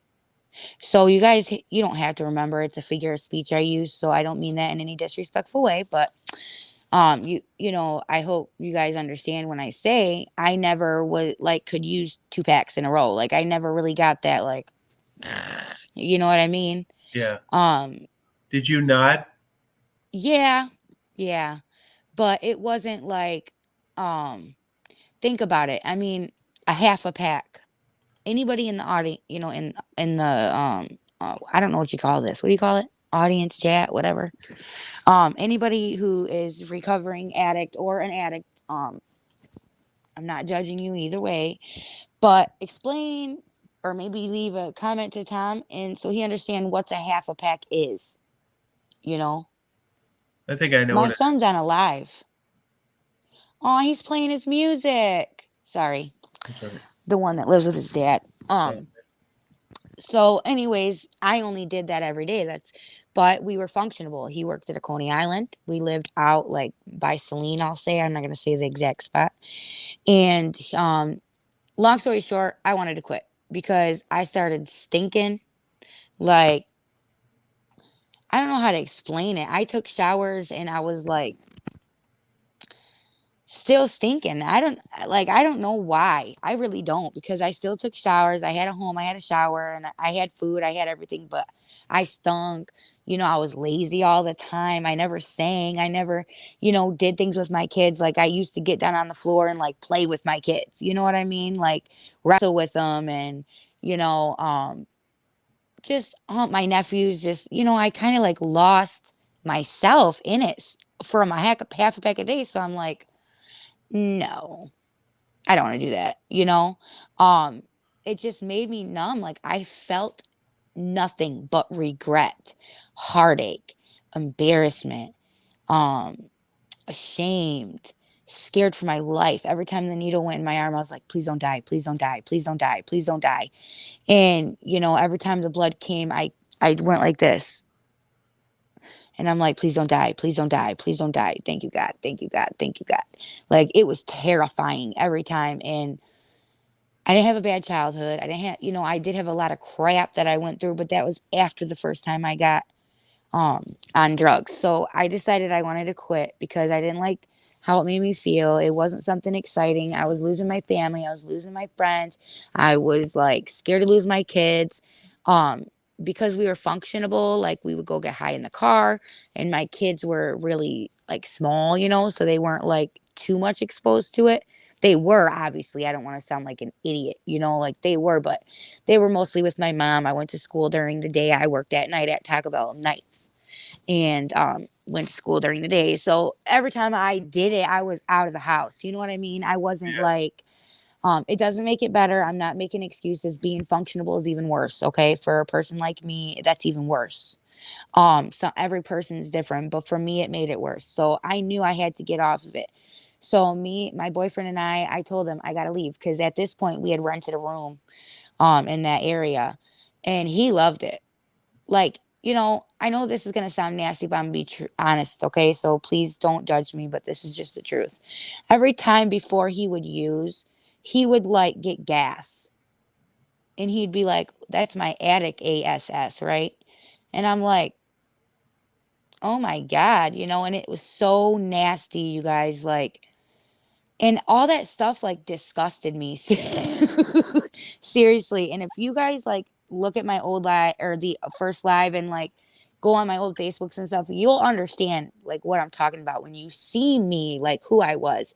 You see the videos I posted of my music, of me playing the guitar and me playing the piano, how lively I was and how clean and put together. So something like that for a half pack of dope a day, and I could lose my kids. Oh, heck, and my dreams are gone. Like my dreams were important to me, Tom. So I didn't want to feel numb. I wanted to feel something. So I told my boyfriend, and the night that I decided to quit, I moved with a aunt. She's actually a cousin, but I call her aunt because she's so much older than me. And it was in Huntington. Um Hudson. Sorry. I knew I was saying it wrong. Hudson. It was in Hudson. Um and so I went up there with her, and my boyfriend at the time called me and he was like, I need food. We want to go out to the lake. 'Cause the lakes out there. Tom, Yeah, have you ever yeah, been to them yeah. lakes? Yep. And I was like, no, I don't want to come. Da da da da. I was mad at him because I knew he was still using. And he's like, oh, he called me like 17 times. So I was like, screw it. Come get me. I'll go to the lake with you and I'll let you have my food card. So we went and we got in a car accident and he died. Well, he got in a car accident and he died. So um after that, the person that was driving was drunk, and it was raining real bad and the car wrapped around the tree, and he died on impact. So for the next 5 years I was sober, and I loved it. I didn't do methadone, nothing that time, because it was just a half a pack a day. I didn't need none of that. I just drank beer and was in the jacuzzi, you know? And then I moved to Connecticut, and that's where the domestic abuse happened. Found out I was pregnant with his child. I carried pretty healthy, I'll say, and then my daughter passed away, and we'll just leave it at that because I don't want to be criticized for, something terrible that happened. And after that, um more terrible things happened there. I had nobody, no family, and found out I was pregnant by the person that, abused me and all that stuff. And I called the domestic safe futures hotline, and I went to the safe futures in Norwich, Connecticut, New London, Connecticut. I was in Norwich, Connecticut, but I went to safe futures in New London, Connecticut, and for 8 months I was there. I had my two older kids there with me, and then I got a bus, came out to Michigan, had my son. That's when I struggled. When I delivered him and I seen what he looked like, and like he looked like the same person that did all that stuff to me, and through this terrible part of my life. And so I wanted to feel that numb feeling again. Really? Yeah. So I started having tooth pain. Like this is when um my teeth really started hurting, but they didn't start falling apart or anything. They just really like started hurt. You know, that's what I was telling you about, the one tooth that I got pulled. Um, well, eventually I ended up relapsing, but that was after I moved from where I was at, which was Big Rapids. Um, I moved back here, and a bunch of stuff happened in between there, but I don't want to go that personal. And then the things that happened, Tom, but I don't Yeah. would much rather not say it on here to be picked apart later. My God. Um, then I came down here. I was in a domestic shelter in Ann Arbor because of a situation. A person had found us. So I was scared they were going to steal the baby. I'm like, oh my God. So I had to go to the shelter in Ann Arbor. And that's when I met up with my first love. His name was Mahmoud. And that's how I met my husband. And believe it or not, I was sober when I first met him. But then I started using, like, all that stuff happening at one time. Yeah. And it was the worst feeling time, even worse the second time, because here I am, I make this agreement with this man, we're going to get married. It's an arranged marriage, um, and I start to fall in love with him. And he's 20 years older than me. Like people were asking me if he was my uncle and stuff, like my dad, and he's Muslim and my family, like, nope, no go. They're like, that was not okay. And it was just a lot of stuff. So I used, and instead of helping a friend that I wanted to help get sober, right, that I grew up with, I started using with them. Okay. Like a retard, knowing how terrible it made me feel about myself. Um, and that was it, man. After that, it came a period of time. It was my son's birthday, Michael, and my husband was like, Tiffany, um, well, first he called my son and was like, I love you, Michael. I'm going home. I'm taking a plane. I'm going back to Palestine. And um, I love you. No, I love you. I love your brother. If you don't see me again, I love you. I'm going to see you again, like this. My mom called me. She's like, your husband's going to leave you and all this. And then my husband and I talked, and he was like, yeah, I can't do this no more. I love you and I will help you. But whatever you're on, because he was like, he knew it was something, but he didn't know, like, I was putting needles in my arm. You know what I mean? Like, that was crazy to him. He, like, literally, he's like very strong and like hard, but, but that affected him. He had tears in his eyes. Like, one time when he drove me to Detroit, he cried seeing the little girls on the street. Like, he was like, oh my God, like, where's their family? Like, in our country, this would never happen. If our neighbors don't have food, we give them our food, like, if they can't pay a bill, we give them the money to pay the bill, you know? So, it was really like hard, but he helped me get off it. I felt like as soon as I was on it, he helped me get off it. And I started feeling really terrible, Tom. So I called that 1-800 number place, and I tried the Suboxone, but it made my throat swell. And I'm like, oh no, on top of being sick for 24 hours, because you had to not use for 24 hours. I was literally shaking, and he was playing the Quran on the phone. That was the only, and I told you, I'm not a good Muslim. I'm not a good Christian. I'm not a good anything. All I'm trying to be is a good human being. But, Tom, when he played that Quran on the phone, the sickness went away, period. And I was like, I didn't shake anymore, or like, so I was like, okay, I can do this. I can do this.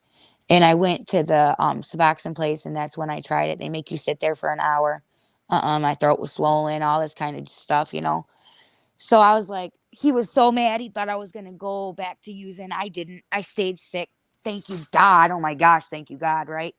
Um, because around the same time I found out I was pregnant.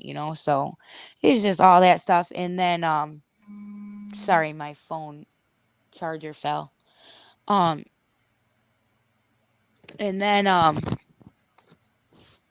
got into the clinic, and, I almost left, but Mr. Jones is his name, Alfred Jones, which is my dad's name. Not Jones, but Alfred is his name. He would not let me leave. He's like, girl, you are so beautiful. You are going to stay in this seat. You are young. You are talented. Because at the time I was really cocky, and I was like, oh, you want to hear me sing? Okay. Bam. He's like, oh my God. you know? And he made me stay, and that's it. I stayed there, and at first Mr. Jones told me it was a 2-year program. He said, at the least 2 years, I can't read like all the comments and stuff, but Yeah. ask the people, if that's true, because that's what I was told, but maybe other places are different. I was told 2 years at the least. Um, but it ended up being not 2 years. I went up to 155 milligrams in a week, you guys. Every day I went up. They started me at 50, and I went up and up and up and up and up and up within a week. And, well, not a week, it was a week, but minus the weekend, okay, because of the take homes in the weekend. They were closed on the weekend. And thank God I go to a place, because I'm still a patient there. I still do therapy, and I stuff like that. um but thank God, um they have groups, they have sessions, they have stuff like that. Like, it's not one of them clinics that you can just get away with doing nothing. Like some clinics, you just dose and go. Oh, it's not like that. Like, they will cut you off and throw you out, and then you'll really be sick. Because, like I said, methadone has a half life. So it's like, whereas heroin, you could be okay in 3 days. Methadone, it's 7 days. You get what I'm saying? Yeah. So it's like double and a half. So after that, once it got to 6 years, Tom, I was like, what the hell am I doing, yo? Excuse my French, but that's just the truth. At least it's not the F word, right? Um, and I'm like, what am I doing? Like, this is crazy, right? I have my kids back. I have my life. My husband loves me. Okay, I'm fat because the first 6 months I gained 100 pounds, you guys. So my teeth start falling out. When I went to the dentist, they told me I have this gum disease that starts with a P. I don't even know how Pyorrhea. to. Okay, it's PRIO something. Yeah, pyorrhea. Yep. Okay, because I wanted to make sure. I know those are the first letters, and it's something they said I got from my mom's side of the family. Yeah, it's genetic component. Yep. Yeah, she had to get caps on her teeth at 22. Oh wow. Yeah, and then now she has veneers at 60. She had to get, she waited too long like me. But anyways, the reason I didn't start fixing my teeth, because this clinic had a program to where I could get, when veneers first came out, they did a program and stuff. And my husband was willing to pay for them. But I was hearing stories about women that were on methadone that were getting their teeth done, like pulled and stuff, right? And the medication they give you, the anesthesia or whatever to put you to sleep and stuff, it was killing them. Like, so they got sober, they got the kids back, they got all their life back, and then they went to go put teeth in their mouth and they died.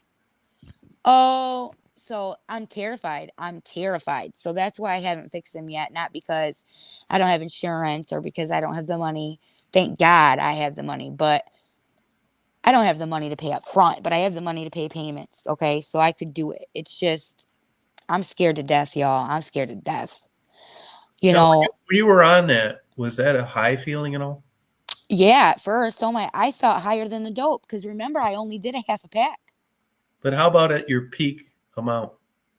At 155, I Yeah. was sleeping all day. I was like this. So how do people work and be on methadone? Because usually people that get on methadone have used for 20 years. You get what Okay. I'm saying? Or it's for pain management. Okay. Methadone should have never been, they should have never um um told me to get methadone. Really? Referred me. There's the name. They should have never referred me to get methadone. Um, I was the highest person in the entire clinic. Wow. And now they don't even go that high. Now they only go up to 135. I That's had to get crazy. EKGs, everything. But I went down after 3 years. I started going down, Yeah. because of How was how, your sleep and appetite and stuff on that? well, I never eat ever. I drink coffee. That's it. So I didn't understand how I got so fat. I gained like 100 and something pounds, but I just now I'm starting to lose some of it again. Thank you, God. Yeah. Um, I'm sure some of you are looking at me like, oh my God, you're losing something. But, yeah, I am. I was like 250, 60. Now I'm like 190, 195, something like that. Um, 12 milligram makes it what? He said it Yeah. makes not much of a problem if you're on 12 milligrams. Yeah. So with me, you guys, I detoxed fast. The first couple months I did 20 milligrams, 20 milligrams, 20 milligrams every other week because I was like, that was a high dose and I was scared to do it, but to be honest, I didn't feel nothing. Get what? No, I want to see that one, Tom. The dentures one, I want to see that one. Yeah. Oh, okay. Sorry, but that doesn't offend me. I want to see that. I do think dentures have come a long way. Okay, so Tony Terry, sorry, I'm sorry. I really it's hard for me to see Terry Rock. this. But how do I do that with being so young though, with my teeth and my gums? Like, I don't want to show you guys because I don't want it on TV tomorrow. I really don't. Yeah. I've really been trying to cover my mouth and be in like a dark place as much as possible because, um, emotionally, I can't take it right now. Um, but sorry. um, how do I go about getting the dentures though? Like, because last time I went, they told me that they didn't want to pull all my teeth, which you can clearly tell they're all rotted. Like, you can't save them. They wanted to do crowns and caps. Yeah, it's nonsense. You must have went to a private dentist. Yeah, I did. Yeah, It you was better believe private. they wanted to do crowns and caps. Yeah, I have insurance. I have good insurance actually. I have Blue Cross complete from my husband's work, and I have, or Blue Cross not complete. That's what you have on Medicaid. I apologize. Blue Cross Blue Shields from my husband's work, and my son's work. My stepson has me on his insurance too. And then I have Medicaid, which covers everything that those two don't. Gotcha. Yeah, oral surgeon, I'm maybe so that's a good idea. sorry. Wait, what did that one say? I'm so sorry. What? Oh, here we go. I'm so sorry that you went through that. My daughter just lost her daughter. Oh my gosh. Oh, sorry about that, I Cindy. am so sorry, Cindy. How did she lose her, Tom? I don't know. I don't know. Miss Cindy, if you don't mind me asking, sweetheart, how did she pass away? I am so sorry. And Wyandotte? Well, this guy, here's a doctor in Wyandotte, Dr. Benson. Dr. Ben. Let me write that down. Hold on. Where'd I put my notebook? Oh. I'll remember it. You will? Yeah. Okay, thank you. Because I don't want to get up because my charger and I don't want to move you guys around a Yeah, million no, I places. remember it. Yeah. Oh, my head's pounding, you guys. Why? No sleep? Just crying and being stressed, if you want the truth. Yeah, sorry about that. And it's your fault. I was the one who got on there and acted retarded. Hey, on this during Ramadan, could you just describe like 24 hours of food and drink? Oh man. Is it that Okay. bad much? Yeah, it's really anybody who looks at my eyes and says anything other than I understand, I'm sorry, you're ignorant. Because Ramadan is a 24-hour, 30-day thing. And when you have kids, half of them that don't do it, half of them that do. My husband, my sons, and then all the male people that come here.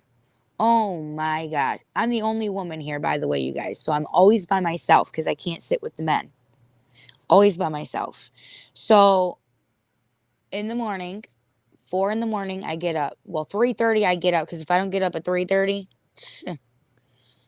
I make their food late on an accident, and they have like 2 minutes to make it. So I get up at 3:30. I rinse the potatoes, the eggs, the cheese, all that stuff.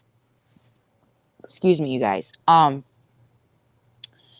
Then at around 4 is when it starts cooking because between that time I have a half hour to like get it ready, do the dishes that are in the sink, stuff like that. After that, you can't eat all day, okay? All day from till like 8:40 at night. The time fluctuates. It just depends. Sometimes it's like 4:47 or 4:55 that you can eat and start eating in the morning. At night it's like sometimes it's 8:52 or 8:57. Those aren't exact times, okay? Don't quote me because every day my husband has to tell me the time. I never know it. So that's something I'm not good at either. And with Ramadan, sorry, you guys, sorry. With Ramadan, there are stipulations. If you take medication daily, you don't have to do it. Women, when you're on your cycle, you don't have to do it. Um, if you're pregnant, that's an argument. Some people believe one way, some people believe the other way. Like some people, if you travel a certain amount of miles, they say you don't have to do it. But keep in mind that the Prophet Muhammad brought that to the people when people would walk 500 miles, okay? So we're not talking about if you take a plane ride for 14 hours and you're sitting on your bunghole, you know, then you don't fast. Like, really, all you're doing is sitting. You should still fast, you know, and that's what my personal belief. So it's really tough for a person like me or anybody that's not used to it. Or imagine my kids, you guys. And I am so proud of my 12-year-old Noah. Oh my gosh, he does it, Tom. He does Ramadan. He don't eat lunch at school. All the other kids are eating and these kids are not eating. Um, so all the snacks, you can't drink water, you can't brush teeth, you can't. I mean, some people do brush their teeth, but my husband's like, "No, you can't because um the water it can't touch your mouth." Wow. Did she say how it happened? No, I did not see that. Oh, okay. Um so yeah, it's really tough, you guys. So on top of that, and then everything else that I'm dealing with, right?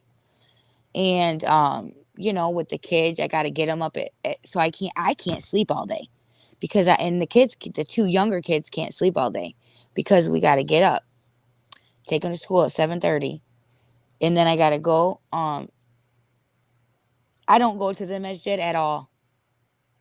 And the reason why is because with and the my husband's culture, I will say, because I don't think that this is Islam.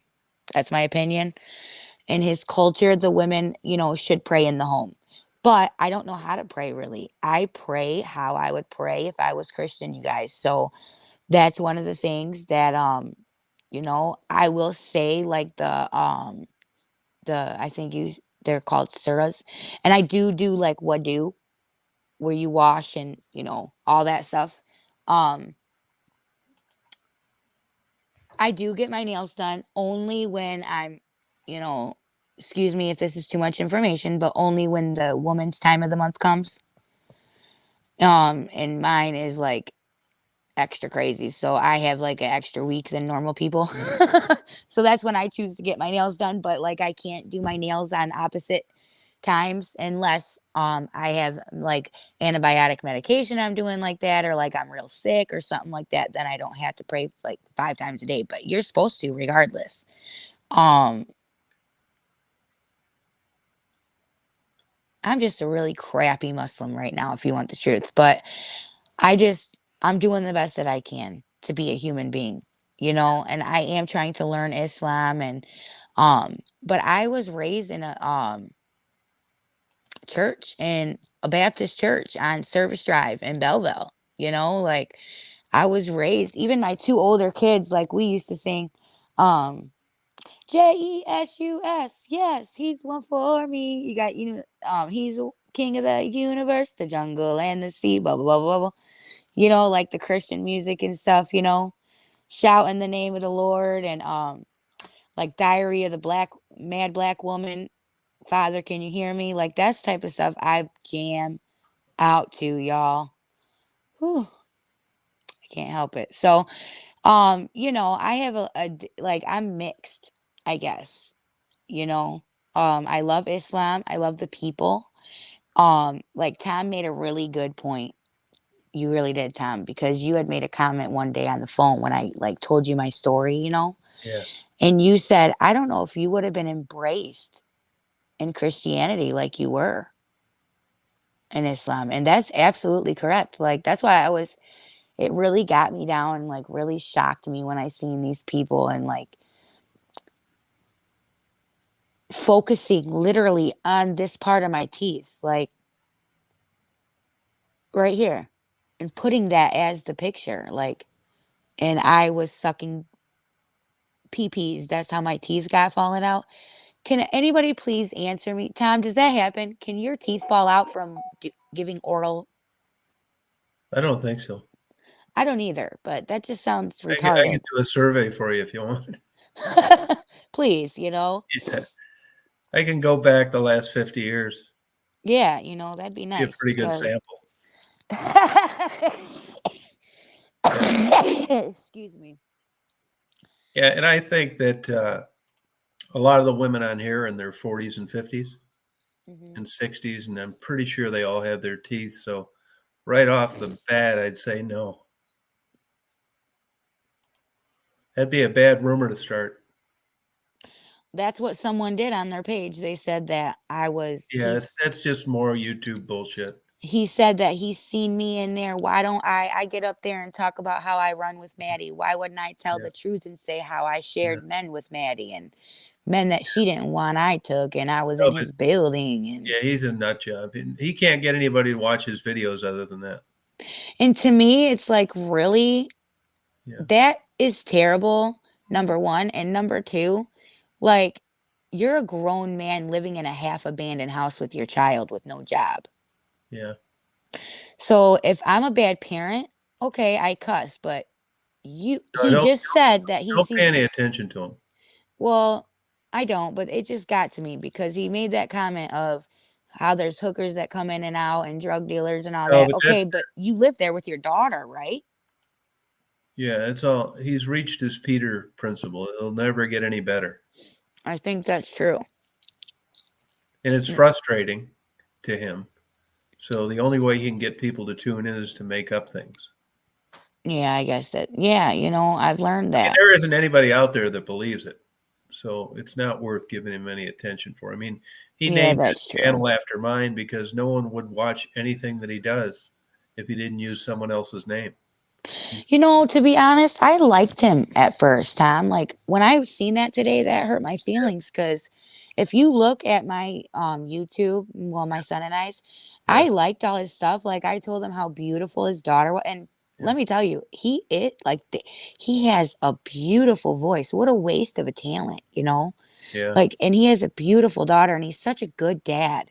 You know what I mean? Like, yeah, just to see the type of parent he is, like with her, it's yeah, beautiful. It's like, why would anybody waste being such a good human being? Like how I spoke yesterday. You yeah, know, yeah. that was terrible of me too. I'm a good person. I should not walk around talking like that and acting like that. But we're all human beings. So what are we going to choose? Are we going to try to make ourselves better? Or are we going to just base our life on of how terrible everybody else is? If he could come up with a better shtick, he would, but that's worked for him in his own small way. But oh yeah, I do want to say one thing. I don't know if I already said it. I think I did about what's her name again? Sharon, right? Yeah, Okay. I should not have done that. I want to say that again for anybody new that came on cuz now that I'm thinking I think I did say it. But I should not have done that. It makes me just as bad. Um but I was so frustrated. I was so frustrated because so many people talk about Maddie's one tooth, one tooth. Oh my god, look at my teeth. And it just when people talk about people that you love, me as a person, because of the type of person I am, I always think about myself. Like the fault, I never think about the faults in others. I think about all the faults in myself. yeah, I'm like, oh my gosh, like I have this wrong with me and that wrong with me, and I'm this and fat and I'm this and I'm that and I'm a recovering addict and I cuss and I'm not a good Muslim and like I disappointed my family. I don't, my family don't want to be around me. Like there's so many things that I've done. So when I see people that talk about just a couple things like that, yeah, it's like, God, man, like I knew that people were going to tear me apart. Like just seeing how people acted with one tooth missing. Like I knew that was going to be a thing, but yeah. it's still like the way people like put it, like how they cut and edit videos and stuff. Like,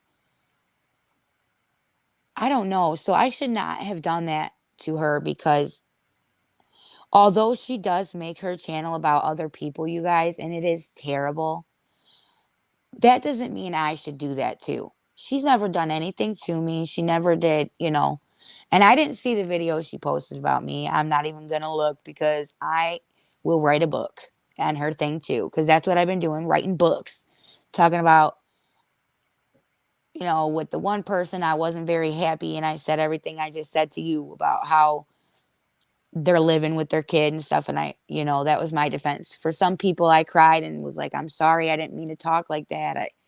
And got stomped on because I said, I'm sorry. you know? Yeah. Oh, we don't the person, "Oh, you can't say I'm sorry because you already made your impression. That's it. You're done." Yeah. Right. And one person that actually I could not find him. Tom, the one that said that he was muted or whatever off you, Yeah. he actually does not, I could tell he does not like me. He doesn't like a lot like anybody, I guess, in the community of this, you know? Yeah. But he actually defended me a couple times and he was like, "She is not trash. Why would you do that?" And he's like, "Stop calling yourself trash. You are not trash. But you do have a messed up mouth." You know, and like that's true. That's some real talk right there. But it that was good because, you know, at least a person, okay, they don't like me, they don't like how I spoke, but at least they recognize the, you know, the thing, like the boundaries. You get what I'm saying? I Yeah. guess you would say the boundaries. So, Yeah. you know, I should not have done that to her because, um, first of all, I liked her at first, to be honest. I got her a bunch of stuff. You know how she does them parodies and stuff? Yeah. Yeah. Like I still have a box of stuff sitting here. I did it for a few people, you know. Yeah. And I still have a box of stuff here of like little masks and stuff. I got a few things at Party City and like, you know, because I thought it was so cool how she did that before she started like straight up roasting people. Like everybody, she'd interview people and like, "Oh, you're my friend. I'm there for you. You know, I care about you." And then the next day, "Look at that nasty mother," you know, like that Yeah. kind of stuff. So I was like, never mind, unsubscribe. Right. You know, I don't know if I'm still because sometimes like when I click the bell thing, I accidentally subscribe again. So I hope I'm not, but I might be. I don't know. So, you know, I do apologize for that because I should not have done that. And not that she deserves an apology, but it doesn't matter what other people deserve. It's our job to, you know, to look past other people's faults and to try to forgive them for the grudges that they hold, you know, Yeah. and to try to be better at ourselves. So that's what I'm trying to do. So I apologize to you, Sharon, and you can make all the movies you want. You know, they got teeth at the dollar store that look like mine, like old country teeth. You could go pick them up and do a parody of me. That's fine. But I'm not sure how the Muslims would like it if you put the scarf on. That might piss some people off. What do you think, Tom? For sure. Yeah. But you could totally do the teeth thing and all that, and I'd understand because I deserve a little stab back. You never really messed with me. You never really did nothing to me. So I really should not have come at you, but I love Maddie and I just some stuff. Let's talk about the enabling. Let's talk about stop giving money. Let's talk about all that stuff. Sure, I'm down for it, but the other stuff I'm not okay with. I Yeah. just did what she does on purpose. You know how she does that thing Yeah. with her mouth? Yeah. This shit cracks me up, Tom. Yeah. I know what you mean. But yeah, so you know, I don't know why all this stuff, Tom. I really don't, but I appreciate you for taking time to Yeah. No problem. Yeah. I don't blame you, and I think you did a plus job of explaining it. If you look at the comments, people were very happy, interested in what you had to say, and like I do, I think you're a great person. thank you, you guys. But you know what? I'm not a great person. Um, I do believe I have a good heart. I will tell you that. You know, my husband always told me, because I would ask him, "Why? How could you love somebody like me? You know, how could you love somebody like me? You know, as beautiful as you are." Um, sorry. And he says, "Because you have a white heart. It's You have true. a white heart." And he said, "It doesn't matter how many teeth you lose, you have a beautiful smile. You Oh, know, you have a white heart and a beautiful smile and a beautiful voice, and you love me and you love my kids. And that's what I love, you know?" yeah, So some people, they have, you know, things about them that they wish they could change, but it's who we are as people. You know, it's the humanity. yeah. Tom, question. Do you believe in aliens? No, You don't? no, no. I do. You do. Yeah. See now, the Christianity. They say that's the devil. Yeah, I told you I'm not a good Christian or Muslim. Well, it's making sense now. Yeah. Covered on the Christian end. I don't believe in them. What makes you believe in them? I've been watching these. There's this thing on Prime. Hi, Buster. You better get off my Red Wings pillow. Sorry, you guys. He was on my Red Wings pillow. Nobody goes on my Red Wings pillow. Um, I was watching the documentaries, however you say it. Sorry, like how some people can't say cinnamon. I can't say that word. Um, it was on Gaia, Gia, Giah. Sorry, I had to think about exactly how it's spelled on Prime Video. And thank you, Christine. I appreciate that. Thank you. Thank you. I appreciate that. Um, because it is embarrassing. I almost wore a face mask, but Tom told me don't, just be yourself, you know. So, but I believe in him because that Gaia document. Sorry, can you say that word, Tom? Documentary. Thank you. um, it's so real, like the people among us, and like the thing I don't know if I believe is like the hybrids. Have you heard that? Like No, how aliens, I never uh, watch any of those shows because I don't believe in it. but Tom, like straight up, like they have so much proof of like people that um have like underground things. Like it's crazy, man. But I guess nowadays you never know. Yeah, and I'm not. I mean, I don't know, right? But it's just, it's like anything. You're exposed to certain things. You check it out. You read. You watch documentaries. I've always been into aviation and weather, and everything that I've learned or researched, I just call bullshit on. Yeah. You know? Yeah. So you think everything that you learn and like research is like proves that aliens they're not No, real? no, it does not. But it's inconclusive. It's not. It's just like if somebody tells me they're an atheist, I don't want to discuss anything with them because if you can't prove God, how can somebody disprove it? It's faith based. Yeah. Either you believe it or you don't. So I don't I don't know if it's true or not. Let's put it this way. Maybe I'm wrong, but it's not something I embrace. It's like Christianity. It's a belief and it's a lifestyle. It's two things. And to believe in aliens, you would have to believe in the concept based on what you researched that it was valid. And every single road I went down and looking into it, I just thought it was nonsense. But I could be wrong. Me too. This is recent for me, and I don't even know why I brought it up. I guess just to change the subject from all the other shit, you know? Yeah.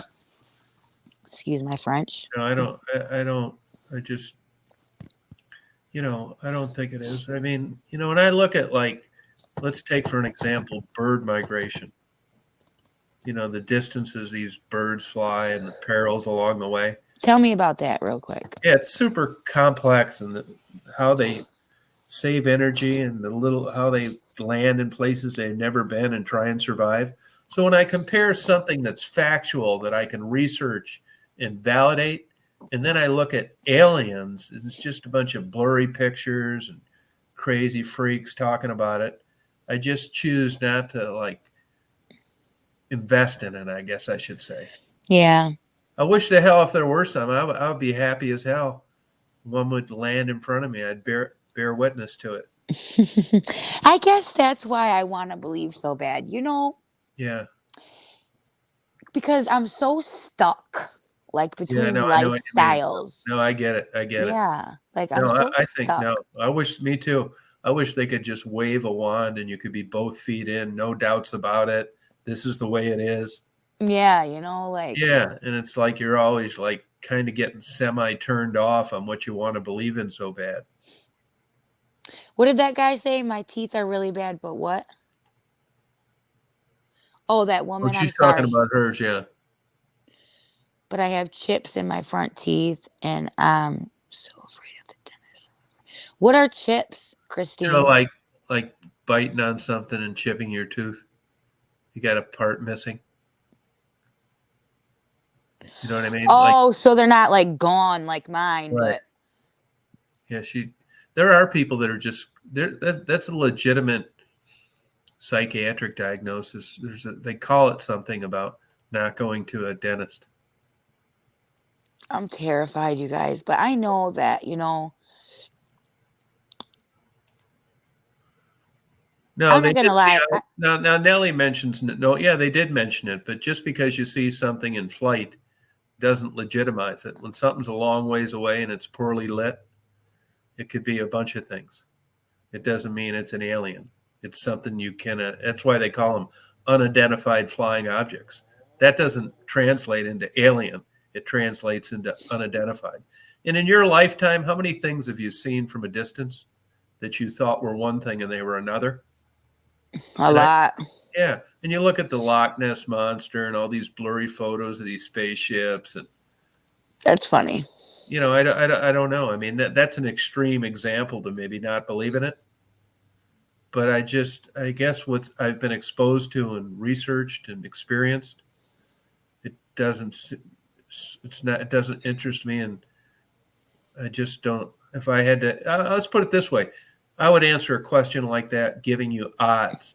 I would give you 5-1 odds Yes, David, it would. Sorry, Tom. that they don't exist, but what do I know? Maybe they do. That's just my opinion. Odd. He's he's saying like aliens like figures, like intelligent beings that would like look like us, or like organisms, like the things they find on Yeah, Mars. that would be alien, but yeah, that's true. Mhm. Yeah, Mhm. something like that. If you put it that way, I would agree with him. But if it's Mhm. like, spaceships and like this, where's that place out Roswell, New Mexico? I don't know, man. No, Yeah, that I don't know about. But there was this couple, Betty and this mixed couple, which yeah, um what are their names? Betty and Arnold or something, is a black man and a white woman. yeah, And they got abducted by aliens, and I'm telling you right now, like their story is off the chain. It was like oh my gosh, I was tripping. I couldn't believe it, Tom. well, It was one of them things that yeah, laughing gas helps. Yeah, but you know what? Not with me, you guys. And plus, those are one of the things like I don't know if you guys could hear me because I was crying, which I'm sorry. I didn't mean to cry, but I didn't mean to. I just couldn't stop myself. But anyways, like it's scary because when you're on methadone, or like with me, even though I'm on a like really low thing and I'm detoxed off of it, the 155, yeah, um still like the mixture of the what's it called, anesthesia, yeah, anesthetic, or however yeah, you say it, yeah. can be deadly with the methadone. And like the methadone has a half-life, so Yeah, but 6 years. how long have you been off methadone now? I'm still not completely off of it. I'm Okay, just well, off of 155 yeah, wait till you milligrams. get that cleared up. I'm at 7 milligrams. If it was me, and I've researched this for other people, Hmm. dentures aren't like the old days of George Washington. You can't even tell. You think you could help me research that then, Tom? Yeah, it's super easy. Dentures have come a long way.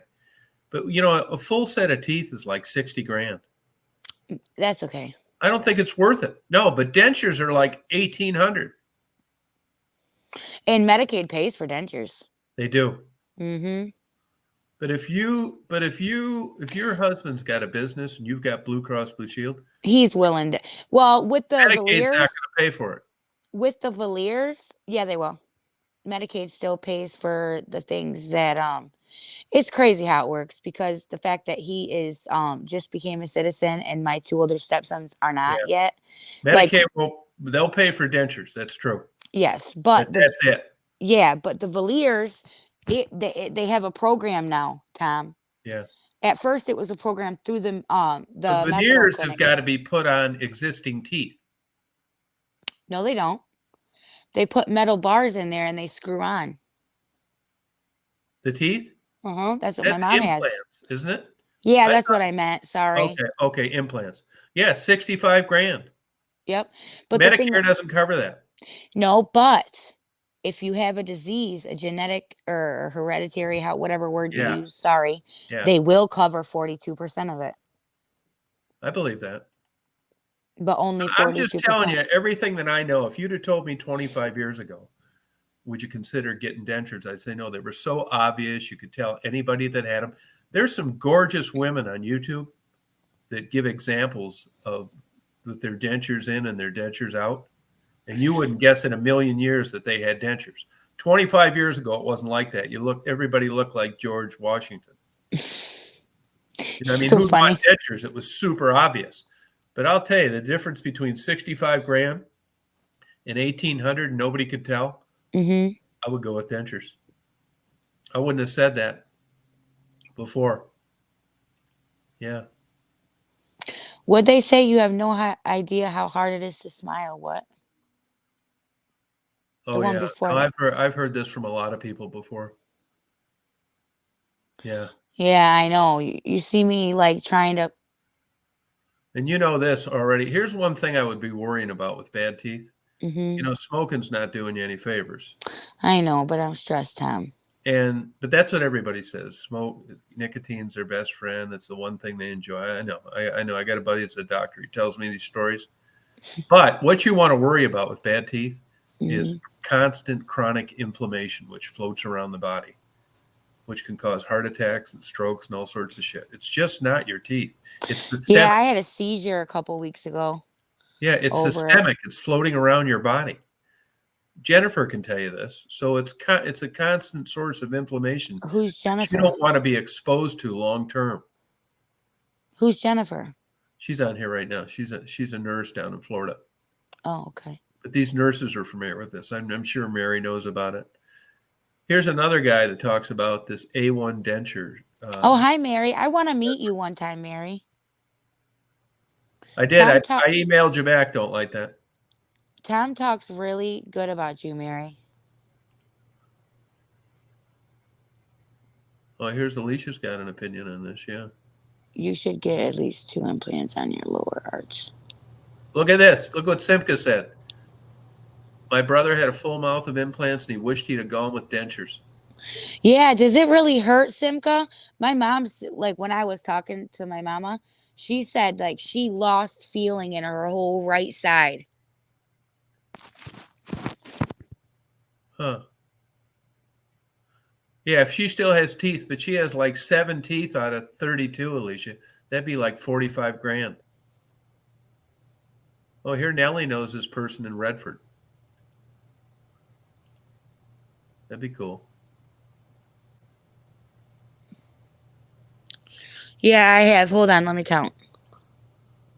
If you got, how many left? I'm gonna count, Tom. Hold on. All right.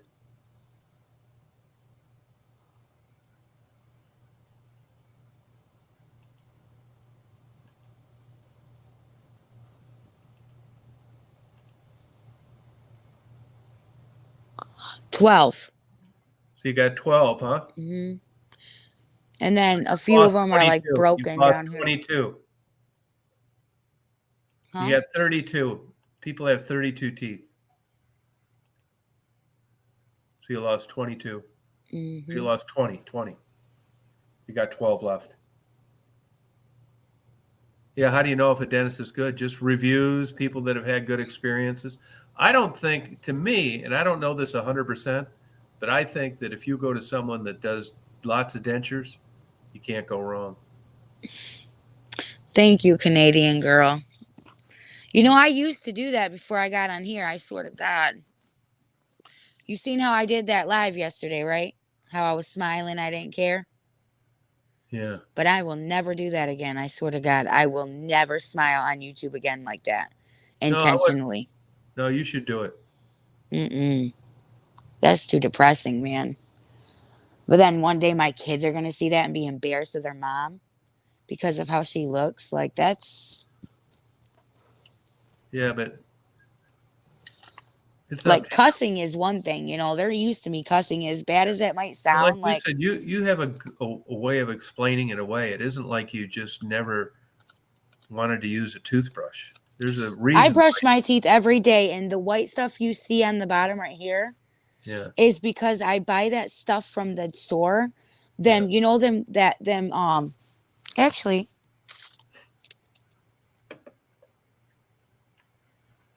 Oh yeah. That'll be temporary though, you know. yeah, why can't I I would put I it? would get a couple of opinions because I would get a couple of opinions from Can if you it was see me. that, Tom?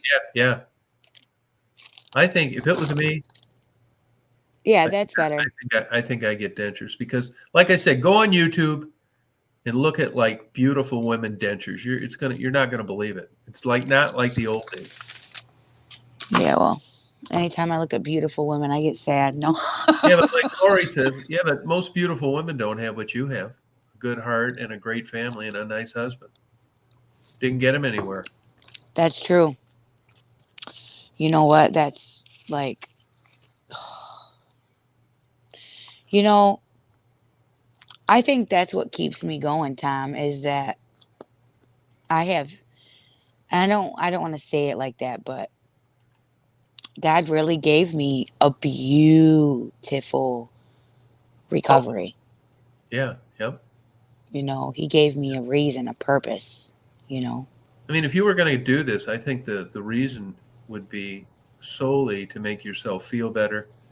Well, two reasons, and to cut down on chronic inflammation in your mouth. And there's an argument that you shouldn't even be alive. Really? Yeah, from your lifestyle and what you've survived and Oh, abuse. yeah, I thought you meant about the teeth. Oh, No, no. Like, if no, you guys knew my whole story, no, I no. know. So to just be here, really, how big are teeth you're not proud of? It's pretty That's true. small. Or a nasty mouth because I But it talk bothers cuss you. words. No, but it bothers you, and it's unhealthy, and you're young, and you've got plenty of time to work this out. I hope so. A friend of yours spent Yeah, yeah, 4,000. yeah. I've heard horror Oh, stories. man. Yeah, I would definitely go with the dentures. What does I that would say, Tom? 40,000? 40,000. That's cheap. Where's Anthony today, Tom? How's He he was on doing? here earlier. He was? Yeah, we're going to get a pizza Thursday. I seen him on our live yesterday. Yeah, he was on there. Yeah, What does he think about all this stuff? he's a good guy. I mean, he's got a heart like you do. He does. Yeah, he does. He's the sweetest guy you'll ever meet in your life. He has great parents too. I tell people all the time, his father, who happens to be a local physician, if Jesus came down here and you believed everything that you've ever read about Jesus, Hmm. his dad would be Jesus. Really? Oh, yeah, just the greatest, kindest, polite gentleman you've ever met in your life. You know someone that I've met recently that I love? Who's I that? told you about her earlier, Lou. Traveler Lou, you guys. Go check her out. Not right now. Watch us, okay? Yeah, it's okay. Mm. See, Paula Um, Cook got good dentures. I didn't mean to but interrupt you. no, that's okay. She is really awesome, you guys. Like she welcomed me on her channel, you guys, and she didn't care about none of this stuff that people were saying, and um man, she's got a heart, and she was talking good about Tom too, and Maddie. She told me, she was like, Tiffany, listen, I know you're friends with Maddie, and like it was so sweet, like how she did it. She did not have to do that at all, because I respect everybody's opinion. You know, to be honest, I actually enjoyed when I was on Full Disclosure too. You know, because although they had different opinions, and I don't like some of the things they said about people like you and a couple other people, you know, Yeah, but they treated me good and they didn't like attack me, right. you know. Um and I appreciated that. You know, I'm all for constructive criticism. I'm all for Yeah, people's opinion. and I just thought there's a famous lady that plays these spoons. Have you seen her? No. Yeah, she's got no teeth, and she's constantly harassed about it. Does anybody know what the name of that lady is? She plays those spoons. She's down in Virginia or Maryland or someplace like that. Go on her YouTube channel, and they're constantly getting on her ass about no teeth, Yeah. and she doesn't want to do anything about it. Yeah. I forget what do, but I'm scared. Like, if I could find a place that would, like, put me asleep yeah, the and spoon lady, they call her. Yeah. Look that up later. Write that down. Spoon lady. I'll remind you of it if you yeah, don't. I was just gonna say I can't find my pen and I don't Abby wanna the get up. spoon lady. That's what it is. Yeah, Abby the spoon lady. What's good for headaches, you guys, but not medication? I don't take any medication. Yeah, nothing. It's all chemical. I think. Ash Nothing's knows. good. Yeah, yeah, Simca knows. Yeah. You'll really appreciate it. You need to look that up when you get a chance to go on YouTube. The spoon lady, Abby the spoon lady. I will. She doesn't have any teeth and doesn't want any. Really? Yeah, Mia says green tea is good for a headache. Really? Yeah. And lavender. I think lavender, you smell it. Ugh. Yeah. Somebody says drink water. I hate water. Yeah, I do too. I do too. Rest your eyes, Jeff says. Sex? Yeah. Yeah. Inhale steam from boiling water. Oh, that's you know what? I forgot about that. That's a really good idea. Yeah, there you go. Well, I Who's think the we mom? pretty. Oh, go ahead. Oh, sorry. Who's the No, mama Mia gatekeeper? I like the stuff she that's says. Mary. That's who I was telling you about today. Oh, really? I like the stuff she says. Yep. That's funny I said that. I said I want to meet her and then I asked who's that. Oh, yeah. Yep. Try that. Would you say a cold washcloth on your head? Yeah. That Before lady bought a new house from her YouTube channel. Good for her. That's awesome. Okay, before we get off, you guys, does anybody have any more Hey, questions, you you guys got guys? any questions? Because I'm Anything probably we missed? never going to do another live again, just to let y'all know. So, whatever you want to ask, just ask me now You because guys I'll want? probably Yeah. never be back on here. Anybody got any questions? It's about ready to finish up here. Mary, Mia, I think we about covered it. Okay. But please, everybody, please watch Lou, the traveling Lou. She's a gypsy, I think that's what they call her, but Oh, okay. she's awesome, you guys, and she's like, she does lives like we do, Yeah, good. like we have the past couple days. Not like with a nasty mouth, but she's been through so much, you guys, and she's got a lot of wisdom and a lot of positivity and a lot of, how when you hear someone talk, it's relaxing sometimes, Yeah, right. Yep. like that, you know. Yeah, good. So okay, Well, thank you for coming on. yeah, thank you guys for giving me the chance to apologize. Um, you know what? Let me say one more thing, Tom. Sorry, but That's right. I forgot to say one thing. Um, about my kids. I know that I was yelling at my kids, you guys, okay? I know I said about, find me a house with 6 kids that isn't loud, but that was not them cussing in the background or saying F words or any of that. That was like TV, and my younger kids had their headphones on playing in the game. And then my older kids were watching the TV and coming up and down and up and down. So I do not let my kids cuss. I know I have a nasty mouth, but I was taught do what I do, not what I say. And that's what I teach my kids. Like I smoke cigarettes. That don't mean my kid smokes a cigarette. You know what I mean? Yeah. So I apologize for having, all these things about me, but I'm a human being. So I just ask everybody to remember that. But I thank you guys for being like not like yesterday because I'm wore out from it. I really am. And again, I probably will never be on another live again. Maybe I'll do something like singing, but it won't be my face. You know what I mean? Like once I figure out how to like post songs, I might do it, but I probably will never show my face on this thing again. That's the truth. So I appreciate you guys giving me this chance to come on here and apologize, especially to the Islamic community, because you know what? I respect you all. I love you all. And, I thank you for welcoming me into your community, the ones that know me and the ones that don't know me. This is not Islam to judge somebody. So please remember that. And while I'm working on myself, work on yourself so we can all be in Jannah. Right? Yep. And that's all. All right. Well, thank you. And thank you, Tom, by the way. You're awesome. By the Uh, way, your introduction thing that you wrote for the live, that seriously made me like get teared up. And I was very thankful. You did not have to do that. Um, you did not have to do that at all. no, but I So believed thank in you. it. That's all I did was I thought it and I wrote it down.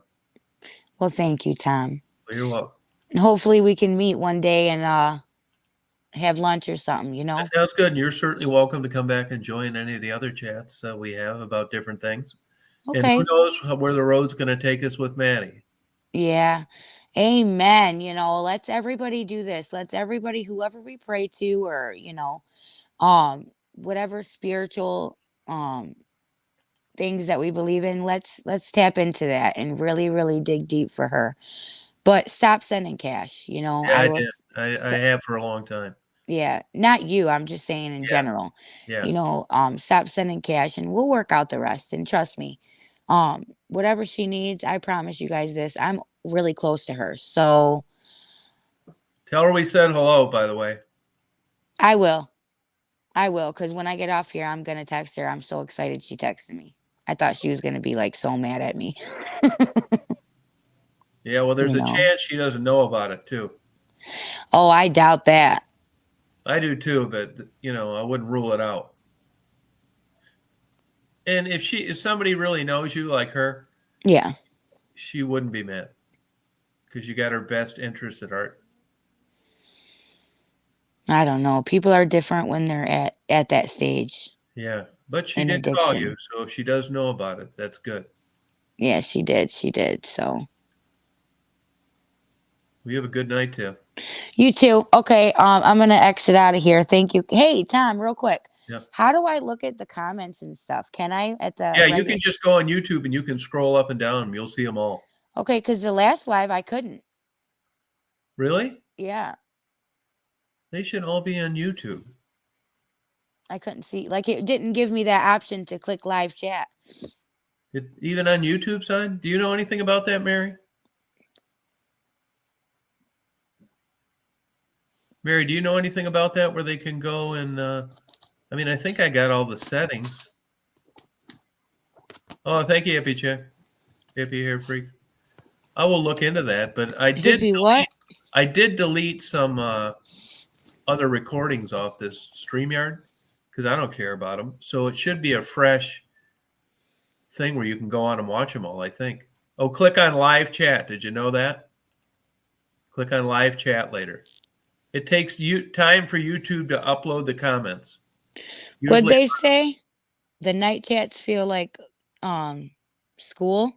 it takes time to upload the live chat. I think you should be able to. Usually takes about an hour. So everybody on Tom, here is watching them. Yeah, sorry, honey. that's right. What was that comment that some person made? These last two nights seemed like school or something like that, night school.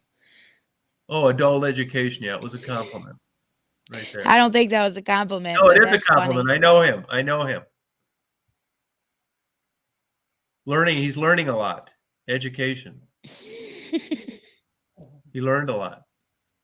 That's funny, you guys. Um, well, however you meant it, it made me laugh, No, so he meant thank it in a you. good way. I know the guy.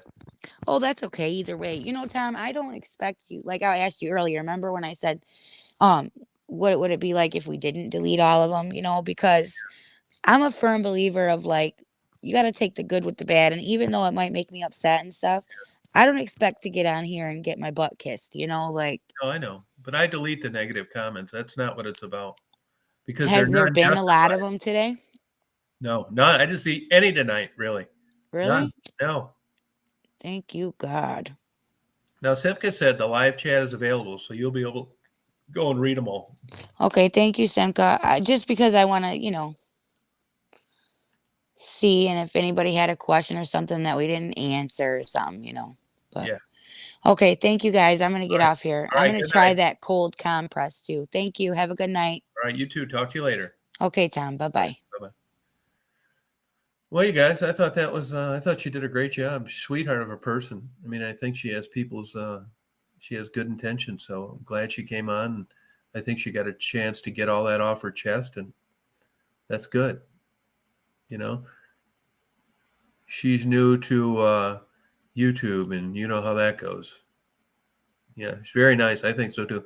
Me, I'll tell you, I'm glad you're still on here, because the other day you sent me a link to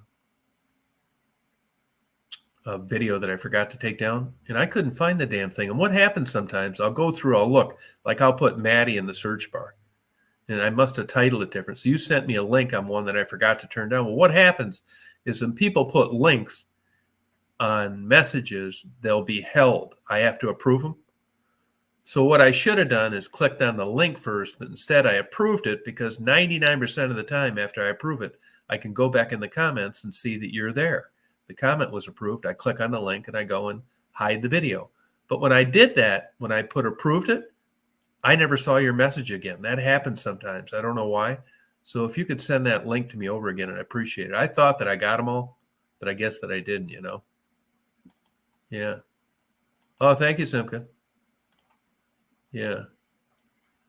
Yeah, I hope she comes back too, but I think, you know, she got her feelings hurt. And I mean, her husband got death threats and all sorts of crazy stuff. So just people trying to, you know, start trouble, you know. Well, you guys have a good rest of your night tonight and a good day tomorrow. Thanks for coming on. Appreciate it. A lot of good comments. Cindy, I'm sorry about what happened to your daughter's child. My God, man. I guess she would be a mess.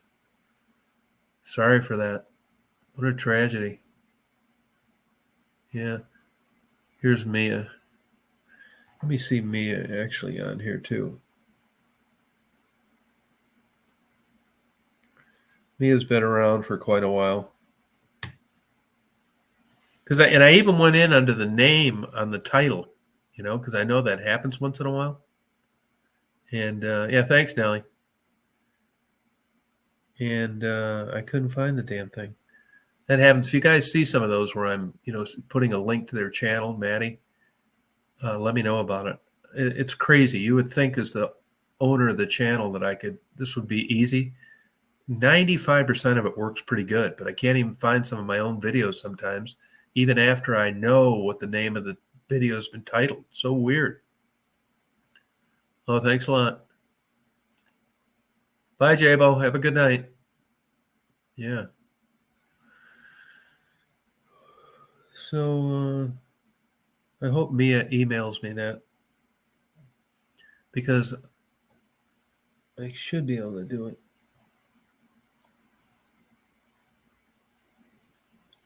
Yeah. Oh, what is it here? It's forget what it's cold here. I think it's like 28. Hi, honey. You want to go pee pee, son? You want to go pee pee, honey? You want to go pee pee or Betty? You want to go pee pee or Betty? Which one? Who's that, Cindy? You want to go pee pee?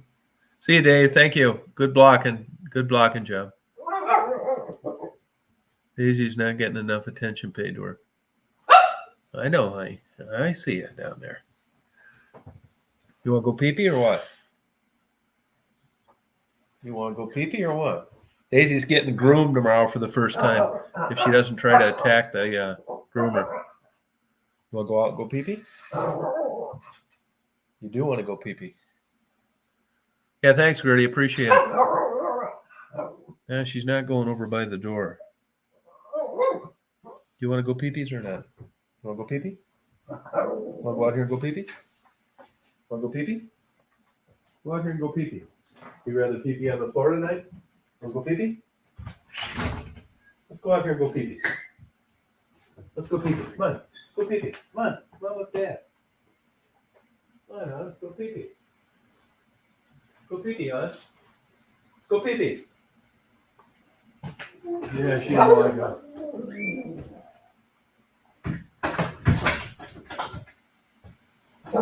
Good girl, hon.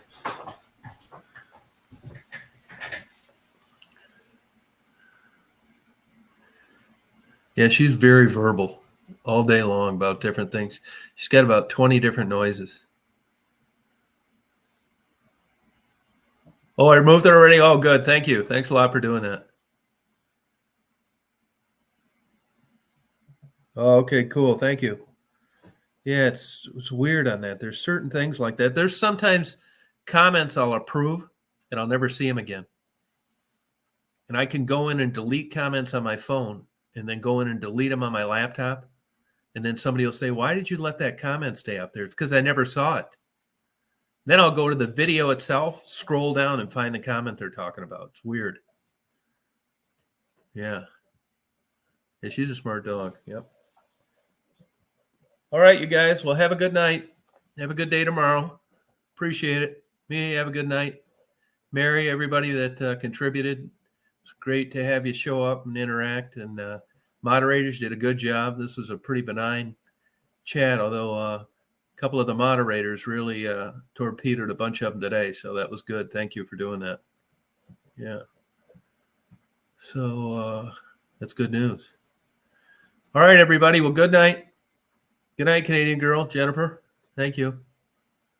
Oh, the video is still up?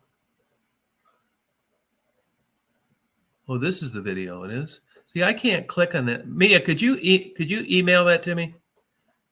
Could you email that to me, tomreed1956@gmail.com? Want to go pee-pee? Oh, you want to go pee-pee now? Want to go pee-pee now? Good girl. Go pee-pee. Good girl. Good girl, honey. Now she wants to go pee-pee.